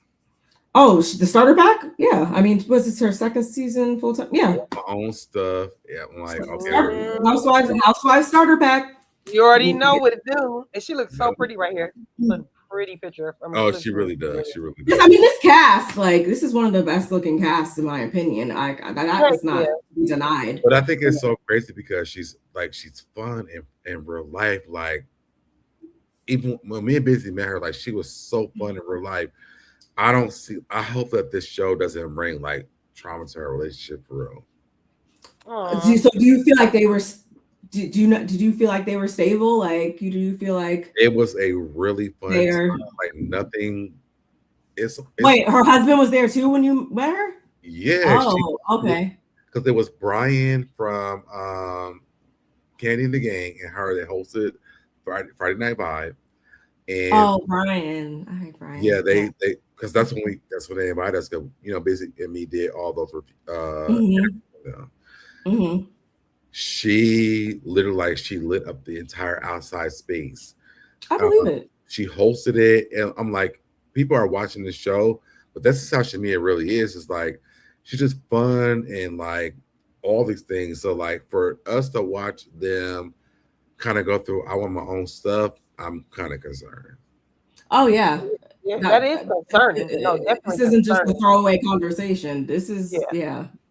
Mhm. I hope everything works out in everybody's favor, whatever it is, because with the way people were picking up or feeling the way Gerald didn't seem like he was very hands-on because he has the money to pay for nanny and I'll be right nanny back. on nanny, nanny, nurse, and round the clock care and all that stuff. So with that all being said, I'm not gonna say there's a like a detachment or where it's not a bond between him and his baby, because I think there is. But when you hear other people talk or give their opinions, it could sway. I don't know. This young lady here. I remember giving my opinion very candidly last season when what was it, the air conditioner nanny thing, that situation. Yeah, I didn't hold no holds barred on this end when it came to that. I just hope that, like, if people do wind up, going down the divorce route, whoever it is, I hope it never is as a result, of the show or anything like that. Her kids are really, young and stuff like that. And I mean, no, before the show and anything like that, I never thought like twice about like their marriage, or that it wasn't giving what she posts online, like, and stuff like that. I didn't have a reason to think anything. It's just, a couple things last season did make me kind of go, but not knowing the full context of what she's saying right here and just basing it off of what she just said. No, I think that everybody should have a little bit of something of their own, no matter if you're, single or with somebody. So I'm glad that she did come to this conclusion. I'm wondering, not to cut you off, sister, I'm wondering if it has something to do with Kandi. I mean, they're close. Everybody's seeing what he is going through right now. She's definitely a blueprint for what she's going through right now. And I'm sure they would be a fool not to, learn something from her situation, because we're going to get into what she says on Watch What Happens Live and stuff like that. But from what it looks like, though, I don't think it's bad to say that I wouldn't want to be in that position. I wouldn't want to be going through what she's potentially going through. Not to go through with Todd, like, so yeah, what do I do not to have that happen? Yeah, I kind of feel like that might have something to do with it, a little bit, maybe point in my life. I took my last $50,000 and bet on myself. Bet on yourself to do what? I don't know. She got 4 kids. That's all I could think about. Like, you mean the kids that she was buying, the 17-year-old, when she bought 17 bags? 17 bags, paying tuition, covering all the costs for the children in general right now. Still trying to move them into a bigger space. Business. I never am knocking Kelly, because I genuinely do think that man is taking her through hell, and she still is trying to show up, and be a mother and put food on the table every day. I think what she's going through is really real. So yeah, I'm eager to see what exactly what are we talking about here? Last 50K, huh? Not the last 50K, but go ahead. That's a scary thought, knowing you have kids. Truly the hardest year of my life. Are you serious? I need to know what this is about too. We know she lost her mom. What's going on here? And in the homes. So I think Angela was battling with her own personal stuff, still trying to repair. Well, not repair, but her and Charles, they just got back into a really, really good space after, that whole Madison Square Garden stuff and whatever. So what is this about? It could be about the sister too, the sister, and all that. The daughter and their whole little situation. So yeah, it could be a number of things. Okay, maybe I did need to talk to you guys about this. This is okay. Maybe I'm warming up a little bit.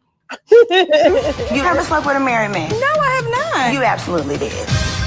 pot. No, kettle. you did, broad. You stop projecting. I just who cares? I mean, not like who cares. Like that probably sounds wild, but like, Right, that is, but it's okay. We know what you're saying. It's not your business if she sleeps. Like, it's a classic thing. Exactly. Like, The people want black. That's my friend. Okay, so back to I don't care about this. What we were talking about?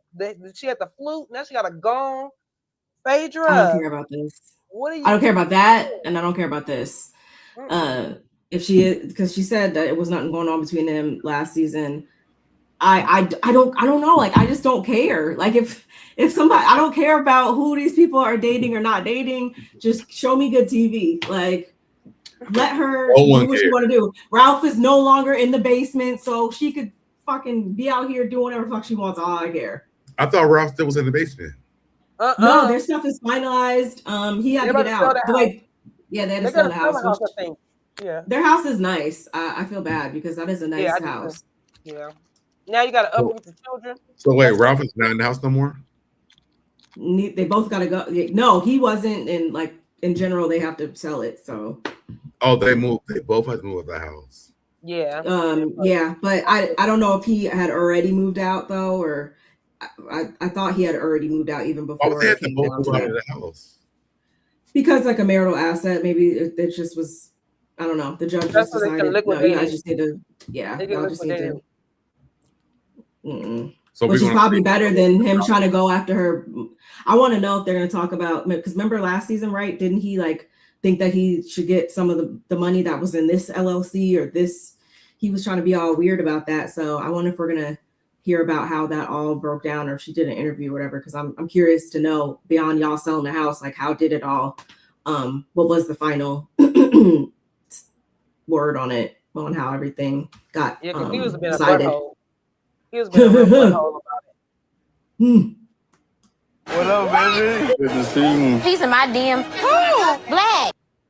I know that Black has, I mean, he has a successful business. So, I mean, if she do want to date him, I mean, he got stuff going for himself.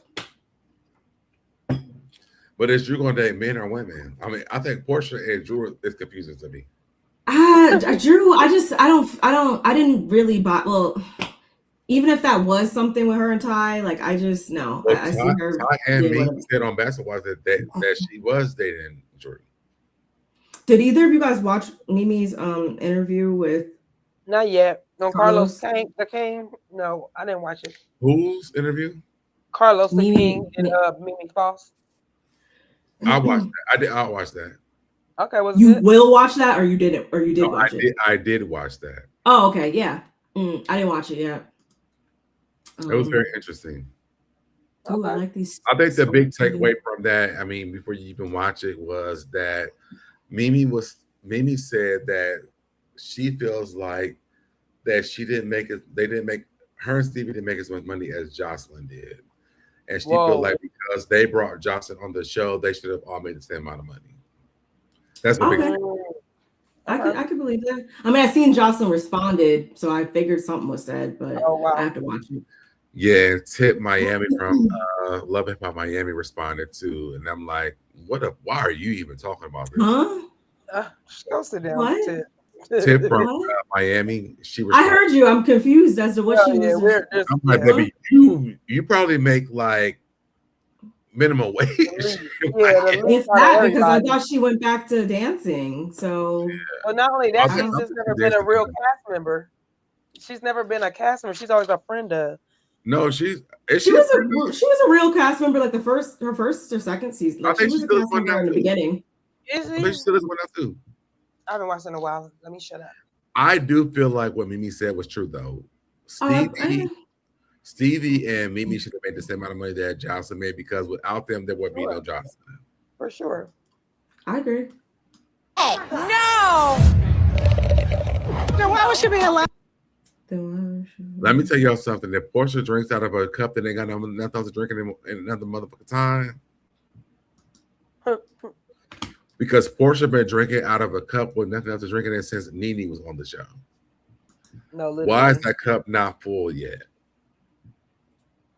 Because she don't want her cup to run a thumb. What? You can't even hear it.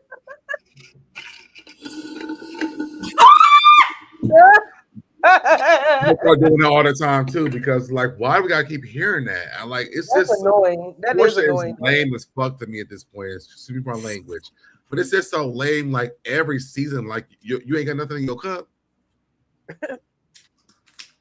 I lie on you. Well, she doesn't like me. I mean, a lot of people can say that. Like, what are you talking about? I like these glasses. Who is she talking about though? Who is Phaedra talking about? Yeah. Shamia. Oh, so Shamia, K. Michelle, and Pinky don't like her. I'm cool with that. This gonna be a good season. Phaedra needs some bullying going on. I'm gonna say this, and don't take no disrespect to this. Phaedra needs bitches who don't like her on the show. Phaedra has gotten away with so much on Bravo that like not doing nothing. The girls should not like. I don't want to see girls come on like want to kiss Phaedra's ass. Yeah, don't kiss the pinky ring. K. Michelle don't need her. Pinky don't need her. Actually, Angela don't even need her. And there was another person y'all said that was on here. They don't need her. So I just would rather anybody else come back than her. Come here going. Well, I mean, you need to $10 for a pizza box. Baby, your time is done. Like, let it go and come to us with something else or get the fuck up out of here because I'm so sick of the Phaedra fandom. Phaedra has not done anything that was so spectacular that people drag her fandom on Bravo to me. And like, when you ask the question, no one can even answer the question because they're like, well, you know, she read Kenya down. Okay, but what else? She's so funny. She's so funny. She's not. I don't feel like, I don't know what they're watching. I really question what we are watching at that point because I cannot be watching the same show as them because I don't ever get that, ever. I haven't liked Phaedra. I haven't liked Phaedra since her and Kandi fell out. So that'll just tell you how long. That's like once they fell out, I was like, okay, girl, I'm good. Like her shtick doesn't move me, but for some odd reason, people are like, God, we need her back. Keep my name out your mouth. Don't you ever address me that. I feel like this is fake. Apparently, this got really bad. Yeah, that's what I heard the blog, but so that's Phaedra, and they're still going at it. That's K. Michelle and Drew. K. Michelle and Drew. Oh, okay. Okay. Yeah. That's Phaedra holding her. Mm-hmm. I couldn't see a real issue with K. Michelle and Drew. Like, I mean, these are two different caliber of people. And I mean, K. Michelle went on and said that she barely been on the show. Drew said, I've been here for 5 years. This is fake to me. I'm sick of seeing Drew beef like to like a high degree with people. Obviously, we know that happens on these shows, but like, but you know, she's the cash cow for everybody that comes on. Like, it's so annoying. I want it's like because she has the makings. She has the makings of she's like Drew should be that girl, honestly, but like it's just never. It just doesn't. She has all the ingredients, but it just doesn't. Yeah, and then it turns into stupid beefs every season. But you know what they don't understand is this. Most of the time, the main girls, the new girls come on to beef with Nene Leakes, but she's not there anymore. So y'all must feel like she's the main girl because y'all beef with her. Because why you not beef with Portia or whack ass Phaedra? So the main girl must be Drew for y'all. That's what I'm saying. Drew should be really flipping that. Like, no, because they kiss the pinky rings on them other girls. They always brown nose. That's like Giselle. People coming on there and not on Potomac and not kissing Giselle's pinky ring. We could talk about that all day. Yeah, wait. Okay, I didn't realize the cup thing until you said something right now. I didn't realize it until rewatching it. I didn't even all think she about does is drink out of that cup. I didn't even think about how many times they showed. Oh, I mean, Portia at every Nigerian man in Atlanta. Now she eating pussy. So, Every Nigerian in Atlanta. I actually like that hair color. I would say that. Huh? If I like Phaedra, I would agree with you. I like the hair color. It doesn't Yeah, necessarily. It could be on somebody else. I would like, agree with you if I like it itself. I didn't say she looked nice in it. I just. I'm agreeing with you. This is. Goddamn Lincoln, sit the down. We're going Come on, to be very well behaved. Say again. I'm agreeing with K. Michelle. We're gonna be very well behaved this season. Please don't, because K. Michelle doesn't do it, neither am I. I'm going to do this show on purpose just so I can hate on Phaedra on every episode. Yeah, she's not going nowhere. So unfortunately, yeah, that's you got to. When every single time that Phaedra shows up, I'm going to tell you why I feel like she shouldn't be there. I did see that Drew, and speaking of Drew and K. Michelle, like they've still been like kind of going at it online too. So I feel like it's so fake that they're doing this. I hope so too. Like I hope it's just to drum up. I want K. Michelle to go on and argue with Phaedra. This is lame. Okay, girl, thank you for being the Lion King. Roar. And then she says, if I'm the Lion King, you are a yodeling hoop. Like, this is not a real beef. I hope it's not. Kissing with this. This is not some real beef. I hope it's not, because I was like, are y'all like for real? Like this is not who I want to buy. Beef with Phaedra online.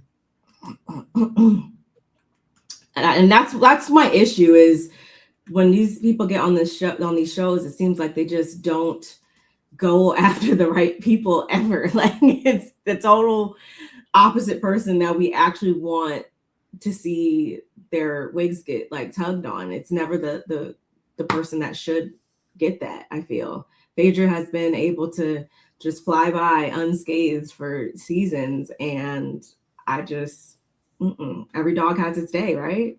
Yeah. Phaedra didn't have 3 dogs in a day, so you know. Okay.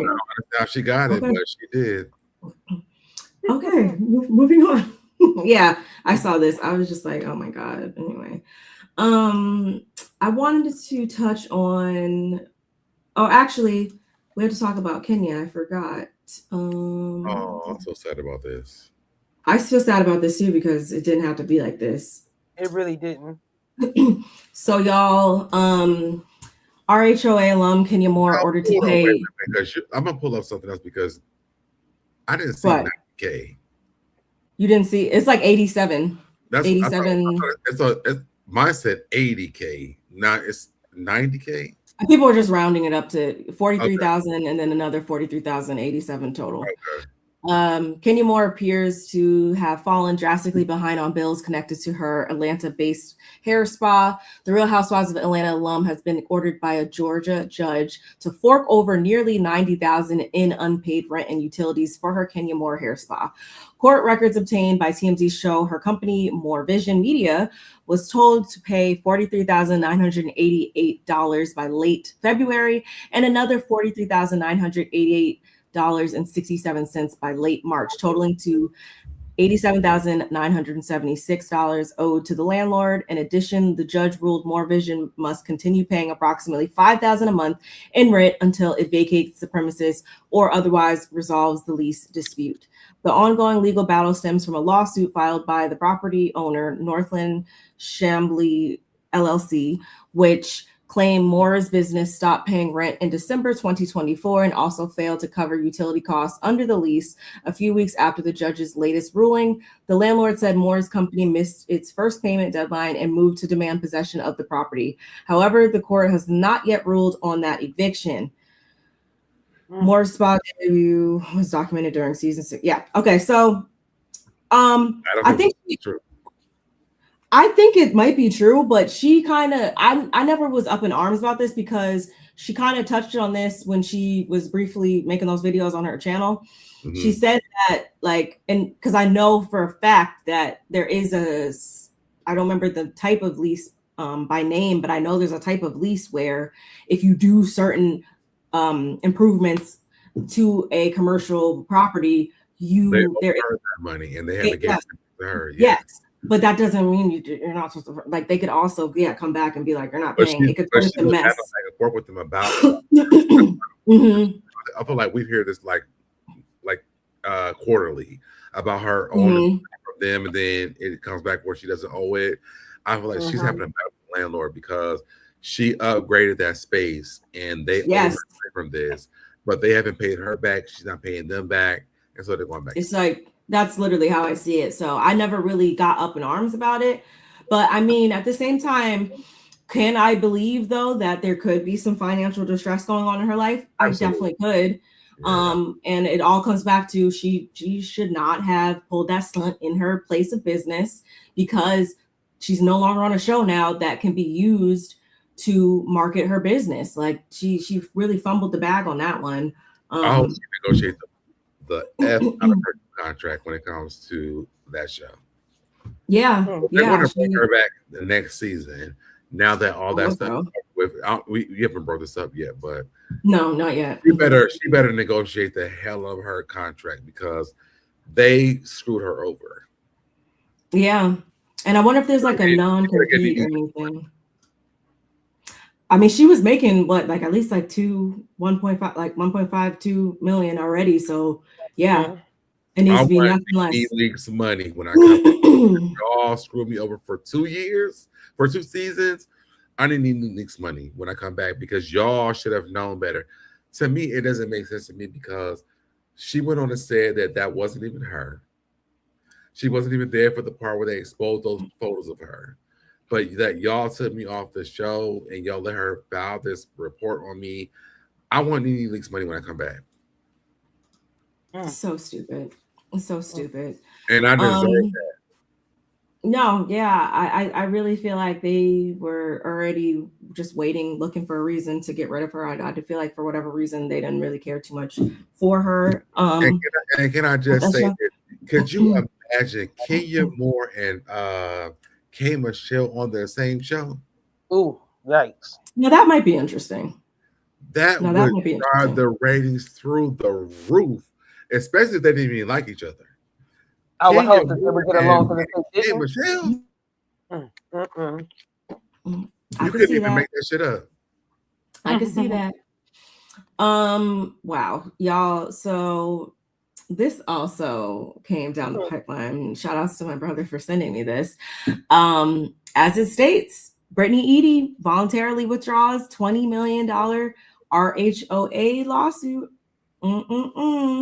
A new federal lawsuit was filed and largely went unnoticed. Most of the reporting you're seeing refers to the earlier state filing, which was later dismissed. The active case is now in federal court and filed 11/20/25 with a 61-page complaint and 10 counts. Details in the next post. Britt Edie officially discontinued her $20 million lawsuit against RHOA back in November 2025. If you recall, the former reality star sued Bravo for defamation, false light, intentional infliction of emotional distress, sexual harassment, hostile work environment violations of the New York State. What does that say? New York State and City of Human Rights laws. But let's look at the deeds trial. This was filed as a summons with notice, essentially a placeholder. This wasn't a full complaint. The defendants never answered. No judge was assigned, and it was withdrawn before anything officially moved forward. What a fumble. Britt really could have been in charge of the girls. Say again? They never entertained it. Which I wasn't surprised about. Go to the next part of this.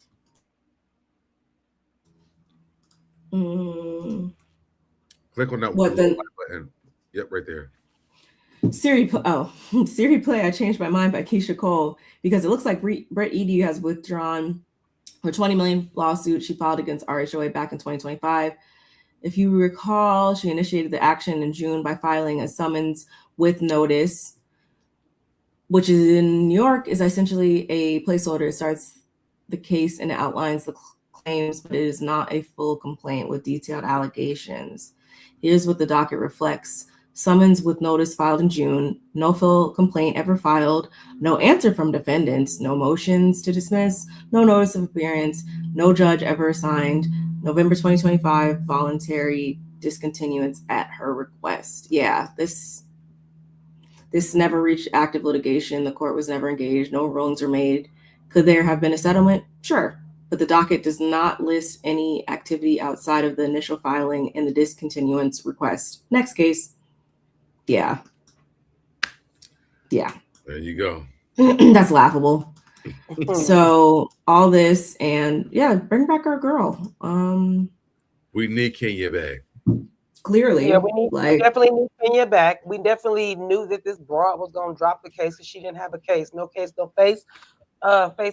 No case. And girl, I wish she would have never came up on our screens, because then Kenya wouldn't be losing her business, and none of this really would have happened. But you came on for whatever reason with your cloggy nose, talking real stupid. Because I'm going to pop you and your family because y'all want to talk shit about me, but I got you in the parking lot. That's all I'm so saying. Annoying. She could have not been on our screen, y'all. You know the crazy part is I shouldn't even know her. For real, to be honest. I thought that she would have been a great person if she wasn't so gaslit from her own shit that she had going on. She could have been really cool on the show. Yeah. Talk about, like I said, a fumble. And I feel like to blow her nose before she even got on, so we could have actually had a good show. She would have to have a nose to blow a nose. So because she don't really have a nose, she can't blow something she doesn't really have. no nose, no real marriage, no money. That's just a mess. A fucking mess. Oh my God.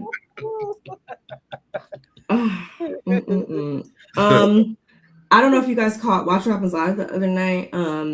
But I did watch with Kandi. Kandi and Dr. Mimi were up there, and she spoke a little bit about her, like the divorce and stuff like that.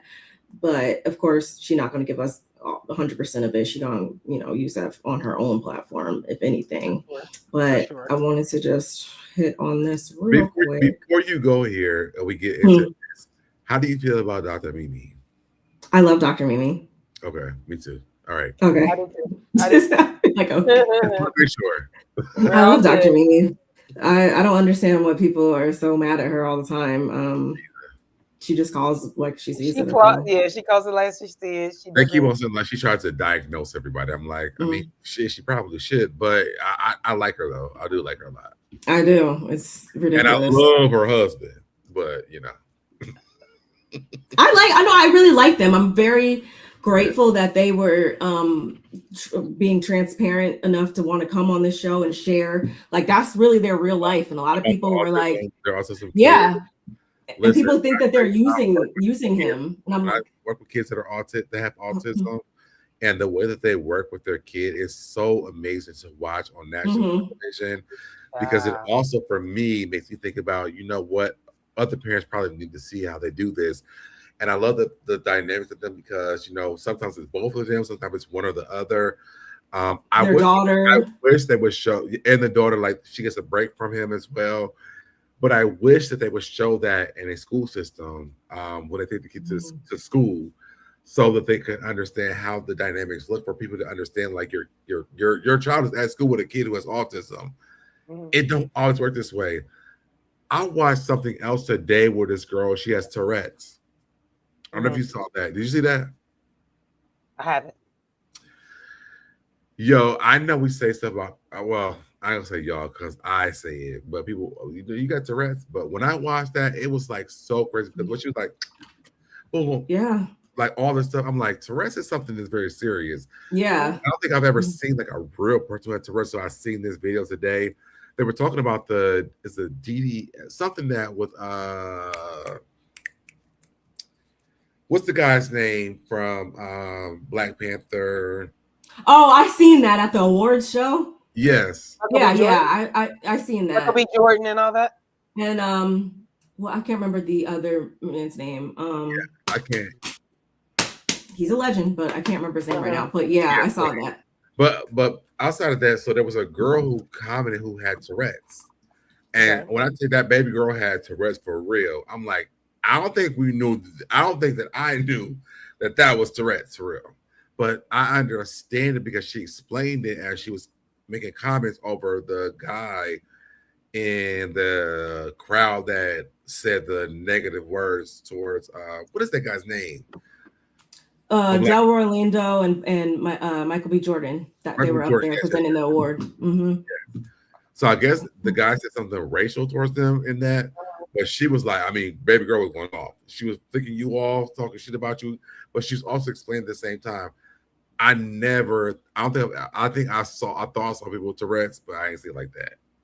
Oh yeah, I always think back to like I used to love the show True Life when I was a kid, and I think about the episode that they had, and it was like True Life, I have Tourette's, and I remember like just seeing the day-to-day life with the people that were dealing with it on that show. Yeah, it's there's nothing glamorous about it. There's nothing. You don't know. Very interesting, and it's something that if you haven't seen it, you wouldn't believe it until it actually happens. Y'all know that my granddaughter has autism. She'll be 8 in July, and she lives out there with SoDeb. She's in Georgia, and I get her every summer.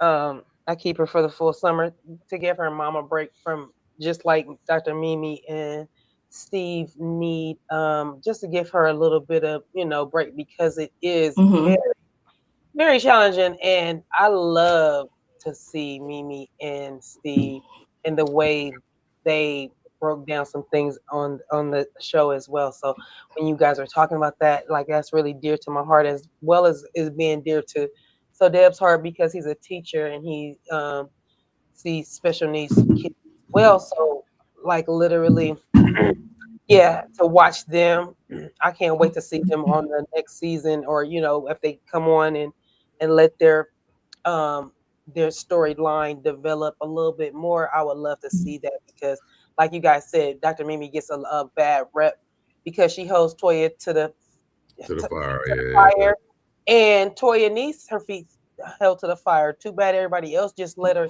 kind of skate by, and because they like you, Dr. Eugene. But hey, Toya, you be doing a lot, bro. That's just like. Can I say this really quick? I think one of the magical things about me at the school that I worked at is that my kid who had autism, you didn't really get a lot of that for real because everybody thought he was so cool. Because I thought he was cool. So like I would make them believe that if they talked about him, like, just talk shit about back to them. You know what I'm saying? So anxiety didn't really go up a lot. And I thought that was one of the most magical things about me working at that school was like,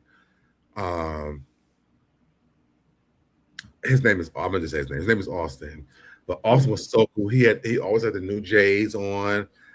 Austin's to drag from his feet. And one thing that I remember was like they were like, let me show you how Austin run down the hallway. I said, well, let me show you how you run down the hallway. You know what I'm saying? Like for me, like my pettiness is not below the kids' level. I'm going you have to get on their level. Yeah. And luckily, like my coach was the same way because we both Virgos. So I was like, oh, so you want to see how Austin run the hallway? Let me show you run the hallway. We like, and they were like, I don't run the hallway. I was like, yes, you do. And I recorded them once. I was like, this is how you run the hallway. But you was talking about Austin, like, baby, you can't do this. There was a girl that was in my classroom. They talked about her all the time. I was like, baby, they your fans. That's what I said. Kids can be. I said, look, watch them. They all staring at you. Those are your fans, girl. You have a fan club. When I tell you that girl ate them up every day, she was like, oh, my fans. Gave him something to look at. Gave him something to look at now. They stopped looking at her. Like, I mean, if they gonna keep looking at you, those are your fans. You know what I'm saying? And she was like, Mr. Lay, I'm so glad. She was like, she would cry and go home. I'm like, babe, this is your fans, girl. Like, you good. And when she would come in, I'm like, my favorite girl, Jory in the room. She would come in the room. She'd be like, oh, yeah. And I got all my fans in the room. Like, my kids know, like, I'm the shadiest of them all. So, like, you can't come in my classroom and not know you're going to shade another person in this room because I got something for everybody in this room. Yeah, we all, I feel like we all more did. people should have that outlook on life and not thinking that they don't also have something that can be pointed out for sure. Hey, Hot Pink. That's with 2 Virgos. The shade is real in here. Hey, Hot Pink. People are mad because she defended Heavenly and talk about Toya. Agreed. I love Mimi. I love Mimi and her husband because they are new and they actually get something to talk about. Very true. Simone defends Toya all the time, but when Mimi defends Heavenly, it is an issue. That's Right. like, come on, Hot Pink. that happens a lot. Very Points true. were definitely made. So let's go ahead and see. How long had you and Todd been considering a separation before you can? Before you decided it was the right decision? Oh no, it happened like in July. Is anybody surprised by that? I wasn't, because I had started seeing on social media. Actually, Cutie, didn't I say that to you? Like when it broke, I was like, remember when Kandi and Soulja Boy said it all slick stuff to Kandi, and then we turned around and she had him down doing an interview or whatever. And I remember T.I. came to make sure everything was going smooth and according. And I was like, I mean, I'm not surprised that he came, but I also would have assumed Todd would be there. Todd wasn't there. Interesting. Yeah. So this doesn't surprise me that this dates back to July. In July was when I was like, oh yeah, nah, I can't do this no more. Yeah. I wasn't shocked about that at all. And did she say it right here? How long had you and Todd been considering was there a specific moment or thing Yeah, it that was happened? a specific situation that happened. Wasn't it Giovanna who said that Todd gets in? Giovanna from Clark. Yeah. No, she was that bitch. That bitch. I watched that clip like 2 days ago. But wasn't it her that who Todd was getting to different places or something like that? Wait. Say it one more time. Wasn't it Marlo that brought up the Marvin? Say it again. She said that Todd knows how to get into like different places or something like that. Oh, I don't It was remember. Giovanna, right? That said that Todd knows how to place himself in position to come up or something like that. Wasn't that Giovanna? Oh, I don't remember. But now I want to go back and watch because I don't remember who said that. I believe it was Giovanna. Well, I mean, who was at that thing that Nene did when Kenya and Phaedra's Apollo's men the fight, huh? The lingerie, in the hotel. It was Kenya and was it Brandon? That was her friend. There was a couple there that was there who said, no. I forget. That wasn't Giovanna. That was, wasn't he a singer or I think he was a singer and he was with his wife. That seems about right. And that's I don't know if that was him, but I remember there's another couple on that season. And if you look back at the clip, old boy was actually hiding behind his wife when the whole fight broke out. I don't remember his name though. Yeah, that definitely wasn't Ronnie from New Edition. Yeah, I don't think that's because that's what you're talking about, Giovanna. I thought it was Giovanna, but maybe it wasn't her. No, that wasn't her. She wasn't at that. Giovanna, that happened. She came later. She came right when Eva came on the show, and that fight episode was that was a couple seasons before that. So I don't remember who that was, but I'll play this in the meantime. I'm not talking about on Watch What Happens. Okay, all right. We know. Okay. What is your current relationship or nature of communication? Inquiring minds would like to know. Was there a specific? So we've been going back and forth through the whole divorce thing. So of course, keeping it very professional. Sometimes our conversations can get a little intense, but a little intense. if you ain't paying no bills around this motherfucker, it's gonna be a lot more than a little intense. She better than me. That was her trying to, say it there. I always going off on him, but he deserve it. But and does. But for the most part, even if we argue, we still, try to be nice to each other. You're co-parenting. Yeah. Which is why around the holidays we were still seeing them together, the kids' birthdays and stuff like that. I mean, yeah, if y'all can do that, then good. But if their dad is being ain't shit, their dad ain't being shit. Like when their kids are young, like their kids are, like when you're like 6 and under, you can do that. When they get like 8, 9, 10, you can't do that. That co-parenting becomes like, we ain't doing holidays together. You either spend it with dad, or you're gonna spend this day with me, and then you're gonna go see your dad later on. It always gets split up. But when I've seen it both ways. I mean, it can happen. I'm not saying it can't. I'm just saying, but when they're smaller, you tend to want to do the holidays together and not split them up, because at some point when you're 8, between 7, 8, 9, 10, you're able to talk to that kid and tell them exactly what's going on, instead of when they're like 4 and 5, between 3 to 6. It's a little harder for them to say whose house, my house, your mama's house, and your daddy's house. Like, wait, what? So that's what I mean. Right now they have no choice for it to be together, just to be together though, because he ain't got no house to go to anyway. So of course everything's gonna be thrown by her and in her house. I think that was in their divorce decree. Daddy ain't got no house. I think that was in a divorce decree though, that until they got all the way divorced, that he would go to the guest house. But it was only for like 30 days or something like that. And or 60 days, something like that. He's beyond the time. He's way beyond and he still hasn't been contributing like at all, which is crazy to me. Yeah, that's nuts. Yeah, we're co-parents, and right. But I feel like once we're done with this, Kandi always has a very unique way of thinking, I feel like. I really feel that we'll be able to be great co-parents. I mean, that's the goal, right? I mean, I respect her for thinking that, but I don't know what it's going to shake out to be. Because our ultimate goal is to make sure that all of our kids are happy and that they don't feel the blunt of our drama. I noticed how she fed all of her kids too.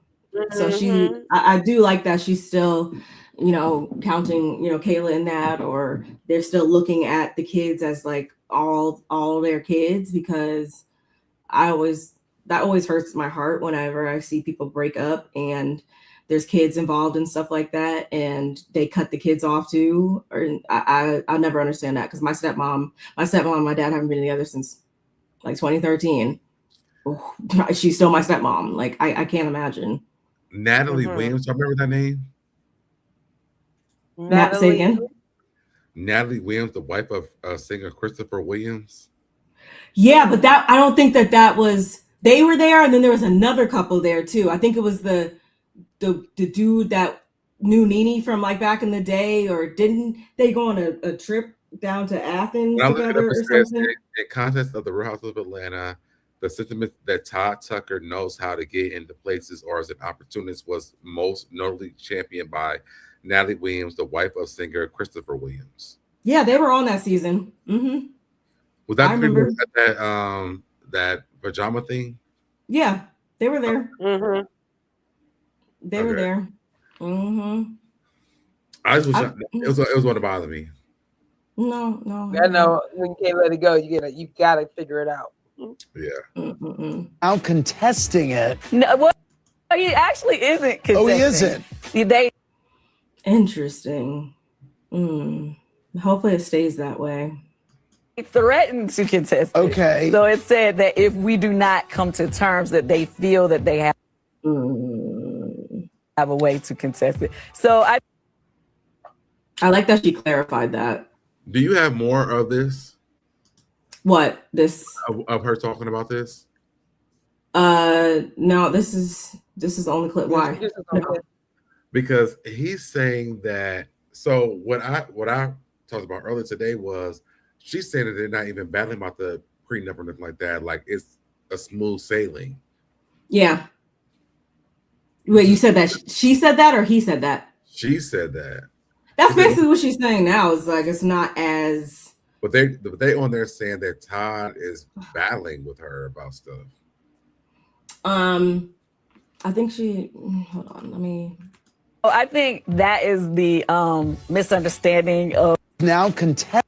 Yeah, like she's saying it's a misunderstanding. People are thinking that he's contesting it and causing all these issues when in all actuality, the lawyers have said if we don't come to an agreement, then he'll be contesting it or then there'll be issues or whatever. But I think that they're just waiting to agree on something and still being patient right now is what I took from it.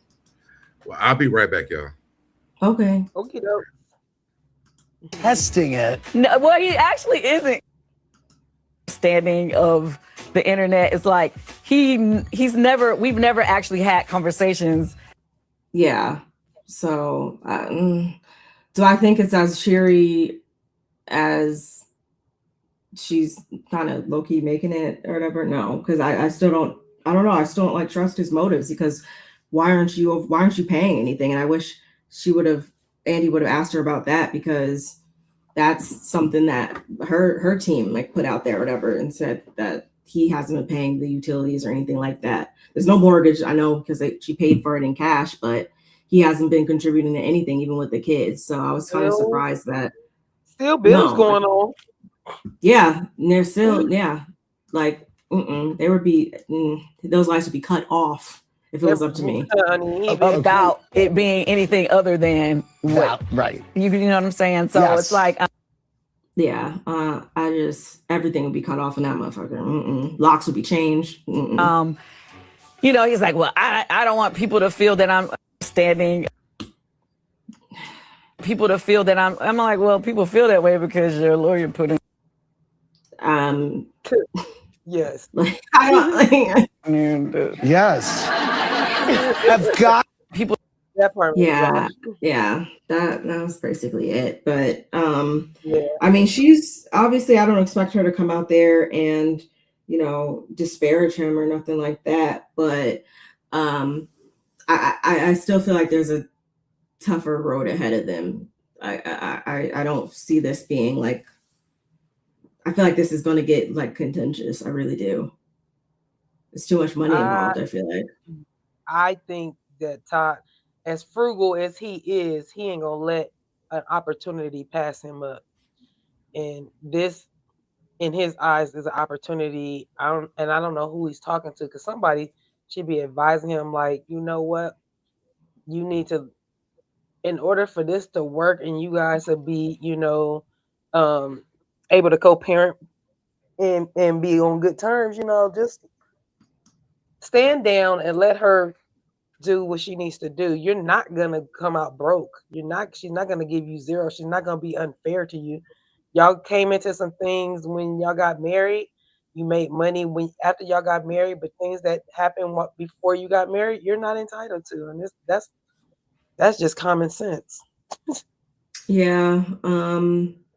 I mean, I hope for the best, obviously, but I don't see him going back to punching nobody's clock. Like, I don't see him, not wanting to, like, what did freaking Denzel say? I'm leaving here with something. Like, I don't think, I don't see it shaking out any other way. I hope it doesn't get too petty though, because of obviously the kids and stuff like that. Right. But I can also see him. I don't think she didn't say anything about him allegedly asking for full custody of the kids or whatever. I just don't see that ever being anything that would be done without like that. There's malice behind that. Like that's definitely him wanting to use those kids for child support. I feel like I don't feel like he would just do that out of the kindness of his heart. Like I feel like there's motives behind everything. Like I do. Well, I guess we're gonna have to find out. Wait to see how we sure are. We sure are. But what's up? That's really like all the main big things I wanted to talk about. I know we've been up here for quite a bit, but yeah, that's all like the big things I want to talk about really. Unless you have something else. I know Deb said he'd be right back. But yeah, that's really all I got right now. I enjoyed That was a discussing lot. things. I know. We spent a lot more time on certain things. So I hope you guys enjoyed.